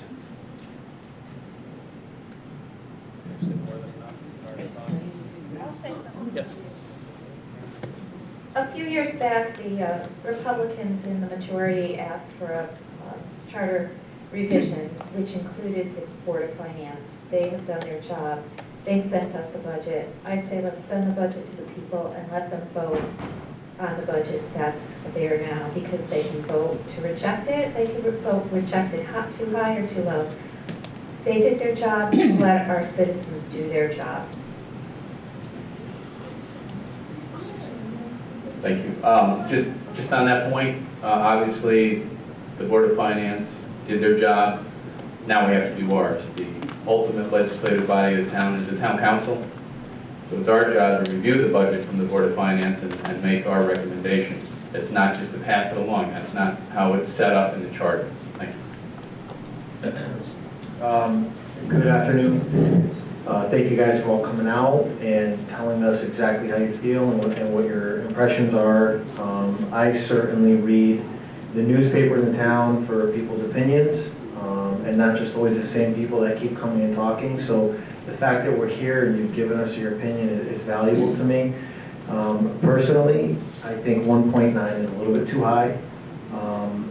Realistically, however, there will be, in my opinion, a tax increase. Unfortunately, someone brought up, I believe the man with the gray sweaters, one of our concerns were taxes keep going up, and we don't seem to go down. Unfortunately, the problem is with Connecticut being in a tax deficit or tax budget or fiscal crisis, year over year they've cut our state aid, or municipal aid rather, every year. So every year we keep getting less than the previous year. And then on top of that, they mandate that we pay more money into teachers' pensions. So it becomes increasingly difficult with the cost of salaries and everything that goes up, and then aid coming down to maintain services and to cut taxes. To me, 1.9 is a little bit too high. Realistically speaking, I think there will be a little bit of an increase. It's going to be a difficult discussion as a council what we decide what, if any, we're going to cut. But that's my opinion. Yesterday, I don't want to sound like a broken record, but at the meeting I brought it up, and many of you were not here, or were not there for that. But I think globally, when the dust settles from negotiating this budget and moving forward, I think we as a council need to put our heads together, and we need to decide on some issues of as far as cost savings for the future. And one of which was land sales. So when I came on to the town council, I'm still a new councilman. I'm a freshman, if you will. But one of the things that I wanted looked into, and I promise you it will happen, is what we have as far as on our rolls for property, land, and buildings. And I think we need to have an assessment as far as what we need and the money we can realize from the sale of that, if any. You know, we're a government. We're operating a government. We're not in the business of business. So I think we also need to look at some functions that are driving a deficit and seeing if we could give them an opportunity to incur greater money for the town, and if not, we need to make some tough decisions. But I just, again, want to conclude by saying thank you for all of your input, and aside from this, I know it may be difficult, but I encourage all of you, I implore all of you to come to the town council meetings also, because I, for one, am very thankful to hear everyone's input.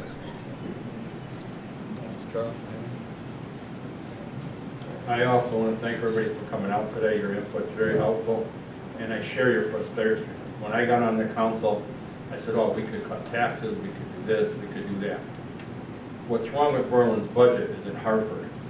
The state puts mandate after mandate on our education system and on the town and all the regulations.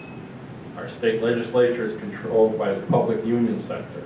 They have a very high-paid lobbyist there running our state legislature. We need to change that. And until we can get away from the automatic raises for the unions and the unfunded mandates, our taxes are going to go up year after year. There's no way to stop it. I wish I had the magic answer. But when the state tells us we have to pay a certain person in the school system a certain amount of money and they have to have certain credentials, the board of ed has to pay it. It's state law. They can't cut that. And the town side's stuck with many mandates as well. I wish I had better news, but until we look at our state leaders and really push them to help us, we're going to be stuck with these raises. So we've heard both sides, leave the budget alone, maybe make some cuts, maybe it's too high. Do we have suggestions on where we could reduce the budget? I mean, I'll just start off with, we had a conversation last night. There's some money that we have to put in our pension fund.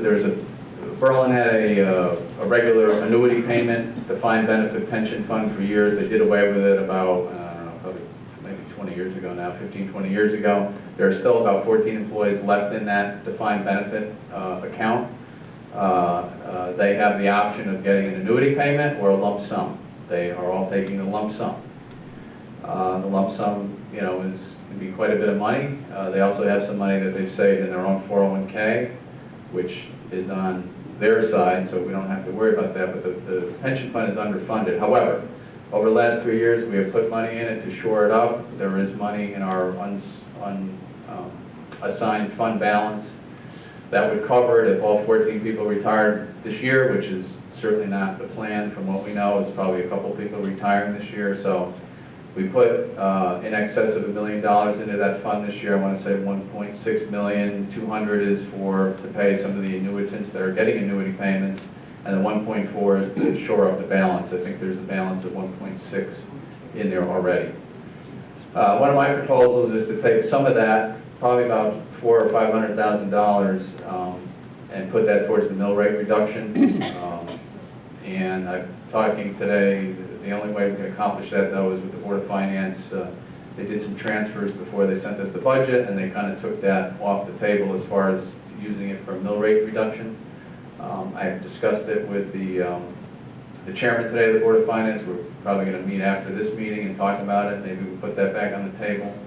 And that would be some reduction that we could take, which would go directly against the mill rate and still have enough money in our underfunded pension fund to pay for retirements going forward. And of course, every year we will still add some money to it. That's one of my suggestions. The other place we would have to look at is our capital projects. There are about $800,000 worth of capital projects. These are small projects, some extra police cars, different things like that. Probably go down there and perhaps talk about reducing that. That'll go directly against the mill rate. Board of Ed, I don't know. You know, it's a difficult animal. They got cut in half by the Board of Finance.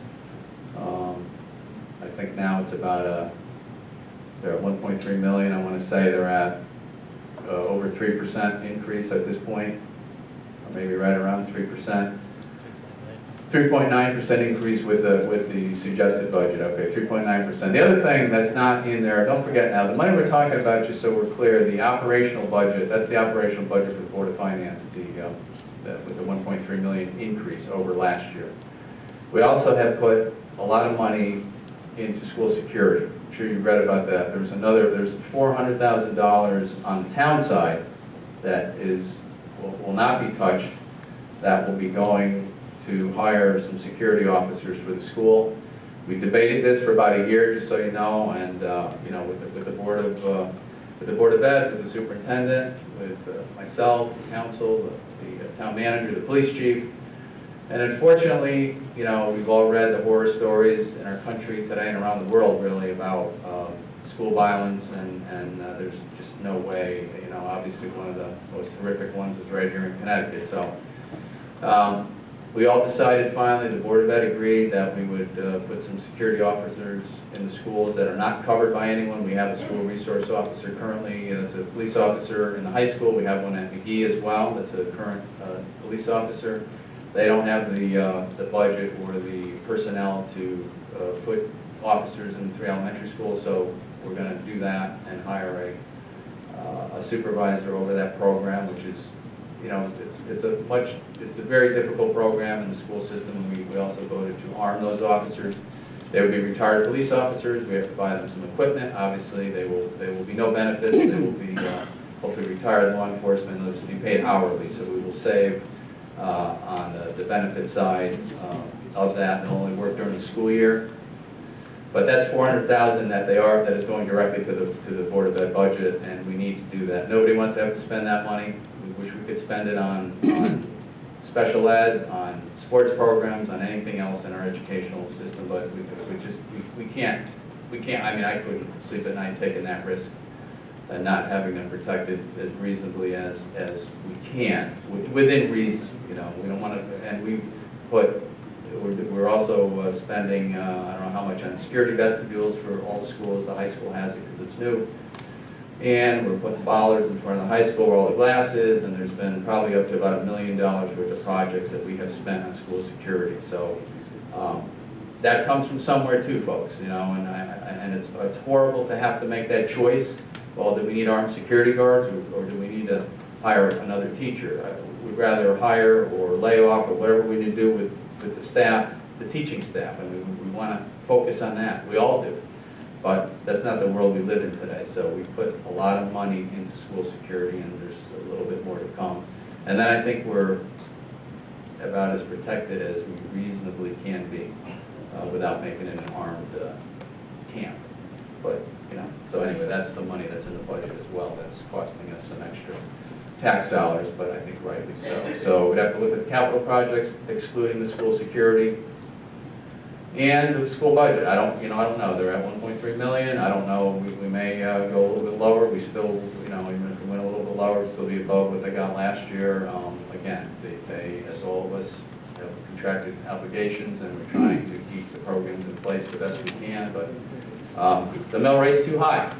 It's got to go down. I'm sorry. I can't. I've heard from too many people this year about what happened last year with the revaluation and the small mill rate increase combined. It was not good for many people, and many of people, you know, are seniors on fixed incomes. That is a very real concern to all of us on the council, to me in particular, and all of us. So we've got to look at reducing it. So that's where we're at. I mean, figures, I don't know. We have to go probably line by line, and we're going to have another work session tomorrow night. But I suggest we probably look at least, if I can get that funding back from the Board of Finance, that's $500,000 there. I'd probably talk about another $500,000 or so out of the capital projects. That's $1 million. And I don't know what to take out of the school. That's up for discussion, but maybe a little bit out of that too. And we could reduce the mill rate further, send it to referendum, and our town decides what else they want from there. So that's just my thoughts. Anyone else? Thoughts? Hello, thanks for coming. I want to say that, you know, I don't have the printout here, but one of the printouts that we mailed out when I ran many times now was minimize the tax increases. And one thing I found out last night that was new prior to us coming on board here was that we were bonding $10 to $12 million a year. And we've cut that in half over the last few years. And there's also been some new talk, members of the Board of Finance. Maybe we need to go on a debt diet, just like Governor Wilmot just said in the last few days, because they're having a bonding commission meeting today up there in Hartford, and they're going to bond less money, which means there's less money for the projects that get spread out around the state, and we're going to have to do that here. Some of the things we put usually in our budget that we've been bonding for is we put a bunch of equipment in one big bonding package, and we bond it for short term in 3 years. Maybe we don't do that anymore. Maybe we need to start buying the things that we need and spread that out. We've been bonding for roads, trying to do what, 4 or 5 miles a year. Maybe we got to pull back on that and include it in the budget and not bond for it. That's my concern, is that the bond of debt is too high. One of the things I'd like to hear, Mayor, is for tomorrow, you know, what you discussed with the finance chairman. And Jack, maybe we get prepared here for the vote, and maybe you could prepare with all your department heads a 0.5%, 1%, 1.5%, a 2% cut, so that we have those numbers, so we're prepared ahead of time of where we can cut. I don't really want to spend the time like the Board of Finance did and go line by line and cut things. Maybe we just spread it out evenly and see what that comes to, so that hopefully you can have that done for us tomorrow, and we can push this forward to the voters.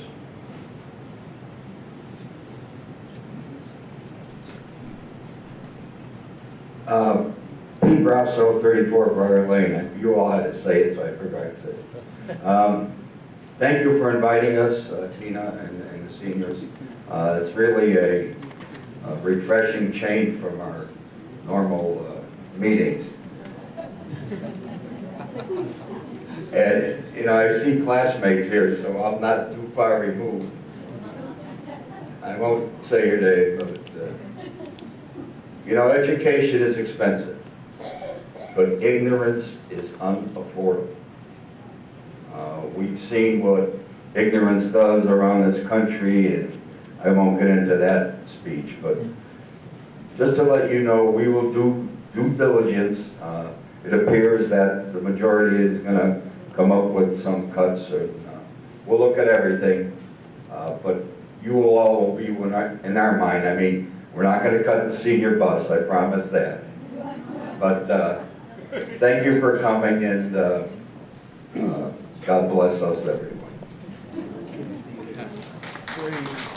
Yeah, we appreciate, actually, it was fun being here, it was great. Actually, got to interact with, council meetings, usually, nobody comes, and if you want to watch it on TV, it's a good thing to watch before you go to sleep usually. So today was a lively crowd, and that's what we want. We still have a couple agenda items. If you want to stay, if you want to leave, it's up to you guys.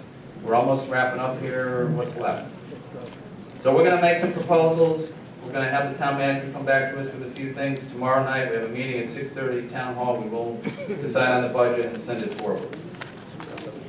That's what we will do. There will be reductions.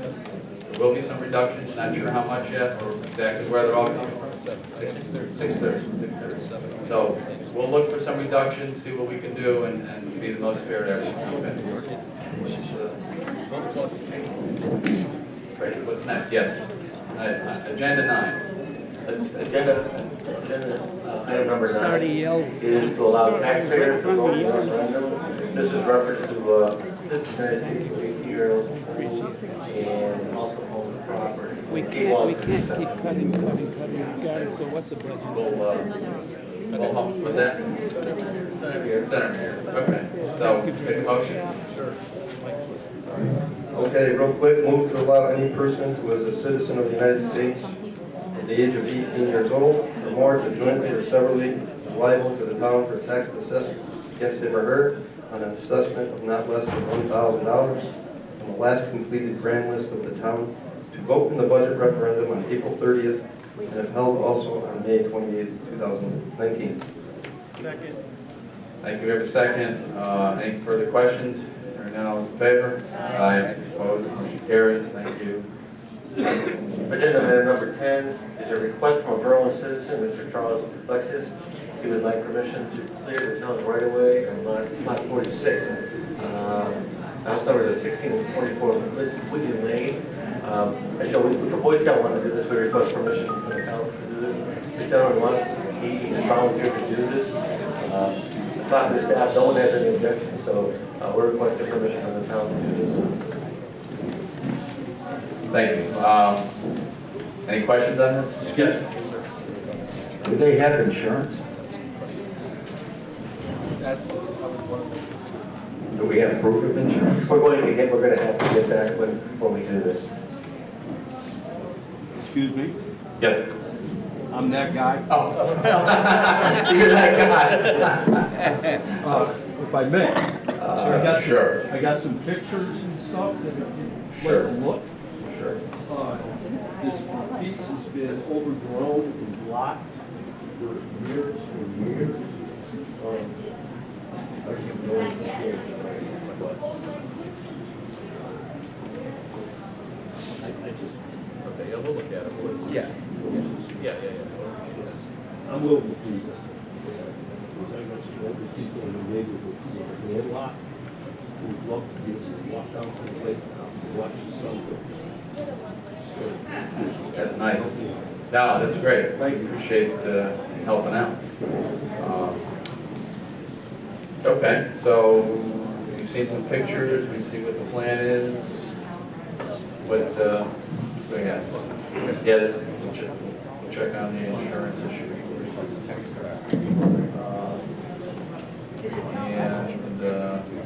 Want to see more? You guys see? Yeah, pass those others down. And, okay, we have any other questions for anyone? Yes. Yes. It sounds like,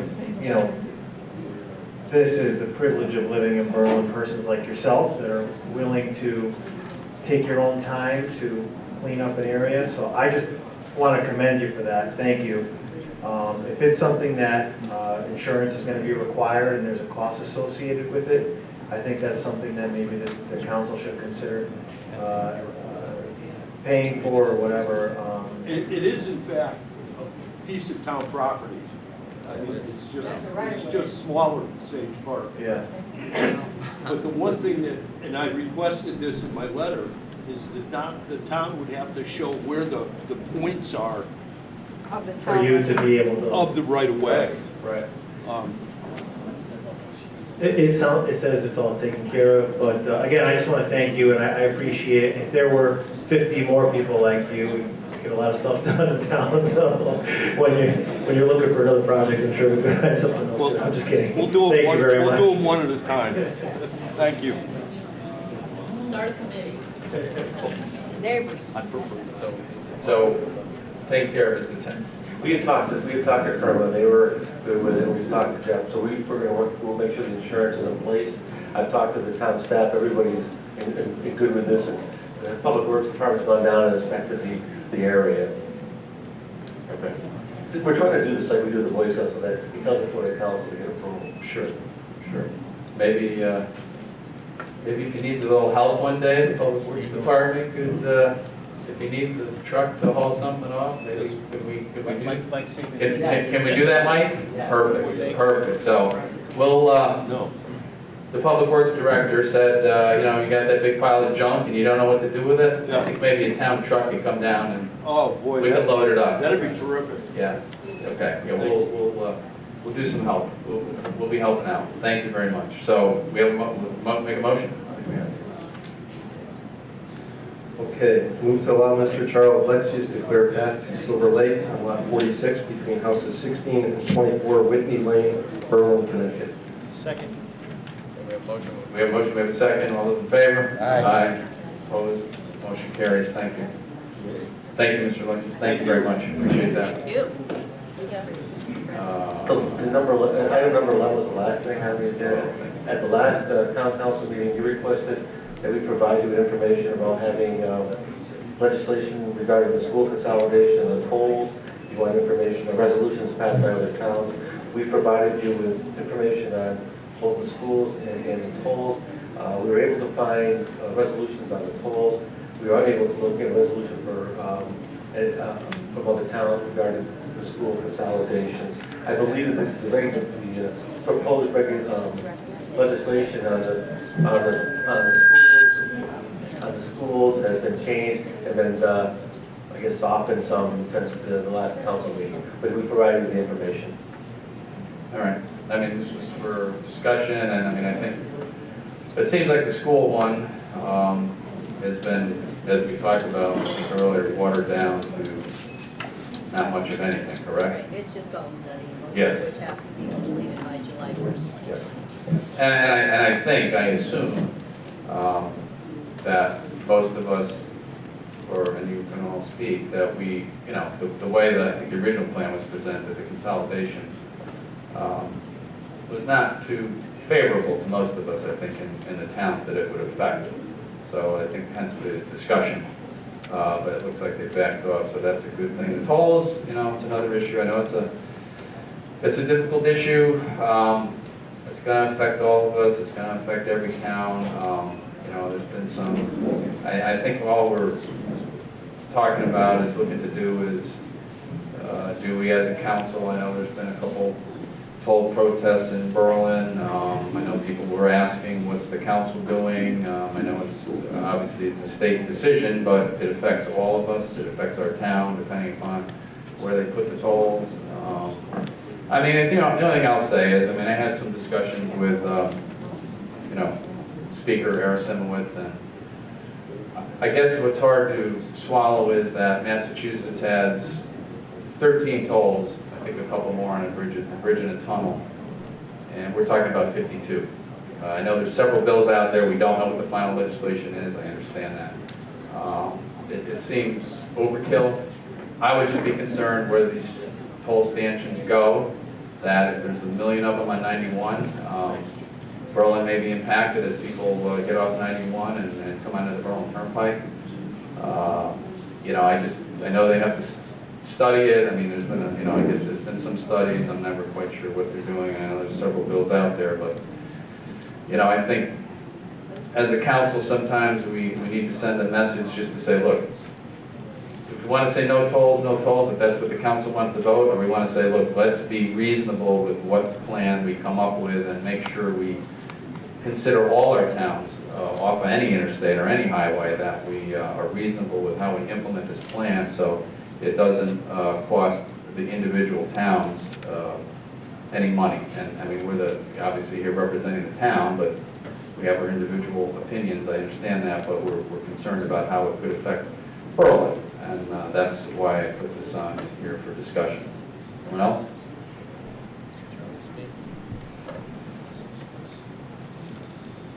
The tolls are just another revenue source. A tax is a tax, no matter what you call it.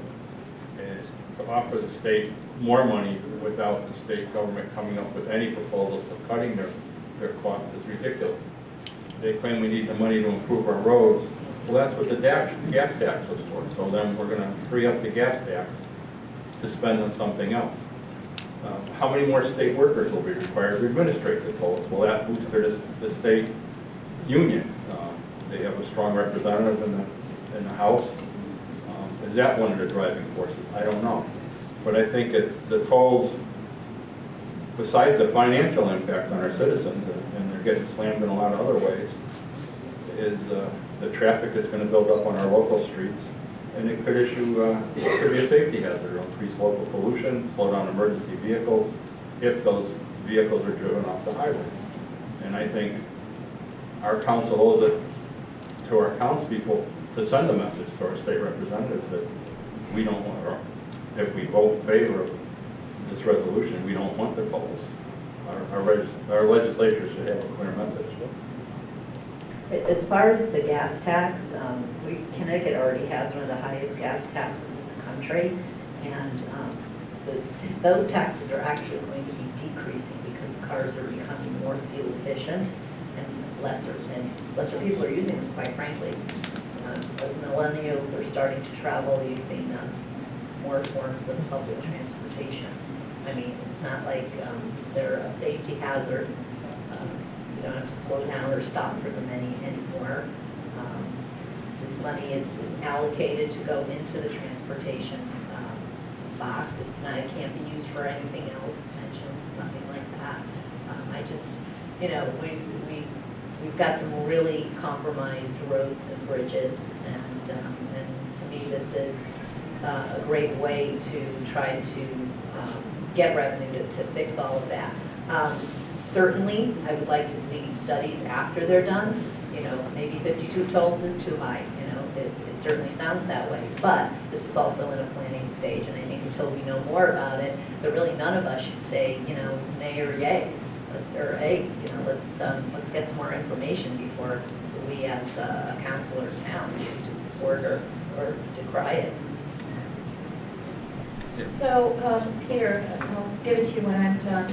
I mean, I don't think anybody really wants tolls. It's not something that you want. I just drove to New Jersey and went through quite a number of tolls when I was going there this past weekend. But on the other hand, as Joanne had said, there is no definite plan. They look like they're in the planning stages. I would love to see if we had to have tolls just at the beginning of our state, at the highway, and at the end of the state. So I don't feel that we're at a point to provide a resolution yet. I think we need to have more information first. Peter. Yeah, I have to concur with the previous two speakers. We're all hopped up about this education consolidation or cooperation, and it went away. So, we're getting all worked up about tolls. My sense of it is it's not going to go away, but it's probably going to be tolls on our neighbors, not on our neighbors, but on the roads neighboring our other states that abut us, and that I don't have a problem with. When you go to New Jersey, I think it costs $25 to go down one way through New Jersey. Trucks are ruining our roads. Now they'll have to come through and pay the tolls. So I think it's something we could look at, and I think this is a little premature at this point. Thank you. Okay, so I guess I'm last. You know, I wish there was a little more honesty up in front, and I think that Governor Malloy did that about a year and a half ago. His statement was, if you look at what we're spending, every cent of additional revenue that has come in since 2011 goes to pay pensions, teachers, state workers, and other post-employment benefits, every single cent and more. Now, he said that on a podcast to the Harvard Current. I don't think he meant for that to get out. And that's, to me, what this is all about. This is about raising revenue right away so we can borrow more against it. And for me, I am totally against the tolls. This should be halted, just like the school consolidation plan. The last governor approved up to $10 million to study the issue. And that the state capital is going to vote on something, they don't have a plan. And we're being chastised for our opinion, having voted, in other towns voted for plans, being called idiotic and moronic from our state rep here in Berlin. I think that was a mistake. I think I have a right to my opinion. For me personally, in my household, I did the 5.5 cent a mile out of Governor Lamont's plan, and it's going to cost my household $2,300. Now granted, that's not exact what it's going to be. I didn't take out vacations. I didn't take out holidays, but I didn't also add in weekends for personal needs. So I'm in favor of pushing forward for Jack to make a resolution and make that message that, you know, we're not in favor of it here. We have 3 highways that cut through this town, and I don't know if I can avoid them going to work. I drive to Stratford every day. My wife drives to Simsbury. My daughter drives to New Haven. And when I told her, hey, tolls are coming, she told me, why didn't I get a chance to vote on that? I said, well, you should have voted in the last election. The next thing she asked me is, when is that going to happen? I said, it looks like 3 or 4 years. She goes, well, I won't be here then. She's already planning to move out. You know, it's very hard for young people. Now, also that came out in the news out of Pennsylvania is they put tolls on an interstate highway there, and the Trucking Association is suing the state of Pennsylvania because the money was supposed to go for that road only. It's been used for other projects. That state transportation authority is $11 billion in the hole. They borrow money to pay for other things. And if you don't think that that's going to happen here in the state of Connecticut, you're crazy. The money's going to the transportation fund, and that's open-ended. It's not going to fix the roads. I don't believe it for a second. I think this should be stopped at the state capitol, and we ought to send a message and have a resolution passed. Thank you. So when Governor Lamont was running, he was adamant that tolls would only apply to trucks, and the paint hasn't even dried, and he wants to include cars now. And you know, the idea of tolls, I get it, because you want out-of-state people to pay their fair share of the use of our highway. I get it. But in my opinion, that's what makes Connecticut so desirable and so quaint, and why so many people who work in New York City live in Fairfield County. They want to live in a town that's quiet. We don't have tolls. I know for certain that's why I don't want to live in Massachusetts or New York or New Jersey. I don't believe passing a resolution is preemptive, because the bills regarding tolls have already passed definitely one committee. It might even be more. So people are voting on it up at the state capitol and passing it along. And you know, if we wait too long, we're going to get behind the 8 ball, in my opinion. Tolls in general violate the funding that the federal government gives us, with the exception, or if you go through this pilot program called congestion tolling. So regular tolls in general, we would be at an impact because we wouldn't get federal funding from the government. So in order to keep our federal funding, they're proposing this congestion-based tolling. And what congestion-based tolling means is during rush hour, you'd be paying more money than during quieter hours. So when you're coming from going to work, that's when you'd be paying the lion's share of the increase. I don't agree with it. It'd be foolish and unwise to do regular tolls. That's why we're doing congestion-based tolls. Fundamentally, philosophically, I completely disagree with them. And with the gas tax collection, collections are going down or are projected to go down because cars are becoming more fuel efficient. However, the tax itself, whatever percentage it is still remain the same, and there's nothing preventing them from increasing it. So as it stands, I think fundamentally and philosophically tolls are just something I'm not in favor of. I believe a resolution should be called to a vote. We gotta have a resolution first, right? Do we, Agenda item is a request to create a resolution. okay, yeah, so we will do that. So take a vote on that, creating a resolution. We can look at the language at least and see if we agree and come to some maybe understanding between maybe all of us up here what we're just sending the message to the state. Yeah. Well, so what do you want to do? Want to do so? Which motion? What's the motion? I don't think we want on the schools. I think that's. Nah, the schools is. Yeah. I'm also not in favor of the school consolidation plan, but that seems to be squashed, so I think we'll take no action on that. But I want to make a motion to move to authorize the town manager to prepare a resolution stating the town council's position on the implementation of tolls on certain state highways. Second. Thank you. Any other input from the council? Hearing none. All those in favor? Aye. Opposed? Nay. Thank you. All right, so Jack, if you can prepare something for our next meeting, we'll take a look at the language. Thank you. All right, where are we at? Town manager's report? Oh, God, I hope it's Well, most of the it's a stuff brief one. most of the stuff on my report is, you've already talked about the budget. We did have the ordinance committee meeting the other night. We talked dog control ordinance, discussion on temporary signs, golf commission, senior tax abatement. I think we had, by not before the next town council meeting, we'll have another board committee just to finalize the language, but we pretty much agreed on language for all of those, and we'll bring those before the town council. You're going to meet right after this meeting, and you're going to move to executive session shortly to discuss the TOD project. I just want to let you know that the Timberland Golf Course is open. There was 120 golfers the first day. I understand it was a success. We have started preliminary work on the Burnham Strait Bridge, and I've been told it's supposed to close by April 22nd, and it will be closed until the fall. I'm sure you're all happy to hear that. And the last thing is the contract for the senior community center has been signed and returned. I've notified the PVC. They will start working on that shortly.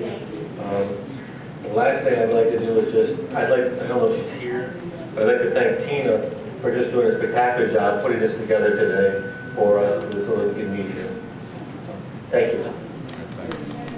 Thank you. Thank you, Tina. Where's Tina? Wherever you are. We'll thank her. So special committee reports, you already went through the ordinance committee, so I think that's all we have, right? We'll get back to that. Council communications. So we have anything? I just so for the benefit of the whole council, so we have that meeting tomorrow at 6:30. Those are the places that I suggest we look. Everybody look on their own. We'll get together tomorrow night and figure out. I mean, I'm still waiting to hear from the Board of Finance about some of that other funding that we may be able to use, that pension fund payment. And the capital projects, the town as a whole, I know Brendan, you gave some direction to the town manager, so we'll see what comes up with that, and then we can make our final decision tomorrow night when we have all the information in front of us. Acceptance of minutes, motion for May 19th. So moved. March, I'm sorry. I'm pushing things. We have a second, right? Someone? Who seconded? Second. You did, okay. Second. And all those in favor? Aye. Opposed? One abstention. One abstention. Thank you, Peter. All right, so now we will move into our executive, to invite into our executive session. One motion to move in, correct? Yes. Okay. Motion to move into executive session for real estate, Connecticut General State Statutes, discussion of the selection of a site, sale, or purchase of real estate by the state, or political subdivision of the state when publicly regarding such site, lease, sale, purchase, or construction would adversely impact the price of such site, lease, sale, purchase, or construction until such time as all the property has been acquired, or all the proceedings or transactions concerning the same have been terminated or abandoned on 861, 889, 903, and 913 Farmington Avenue. Okay, we have Jack Healy, Jeff D'Onofrio, Kate, Chris, Ed, Jim, Holly Merrick, town planner, Tony Valenti, and Mark Bowman. So just, well, I guess we're gonna move to another room, right? Yeah. Okay, so, all right, so we will Take a vote on the motion. yeah, vote, motion, did we vote on the motion for executive session? All those in favor? Aye. Opposed, so moved. We just so noted with two counselors had to depart the meeting for, go back to work. I get it, okay. Okay, like we're not working here, right? Okay, we'll go into executive session. Thanks.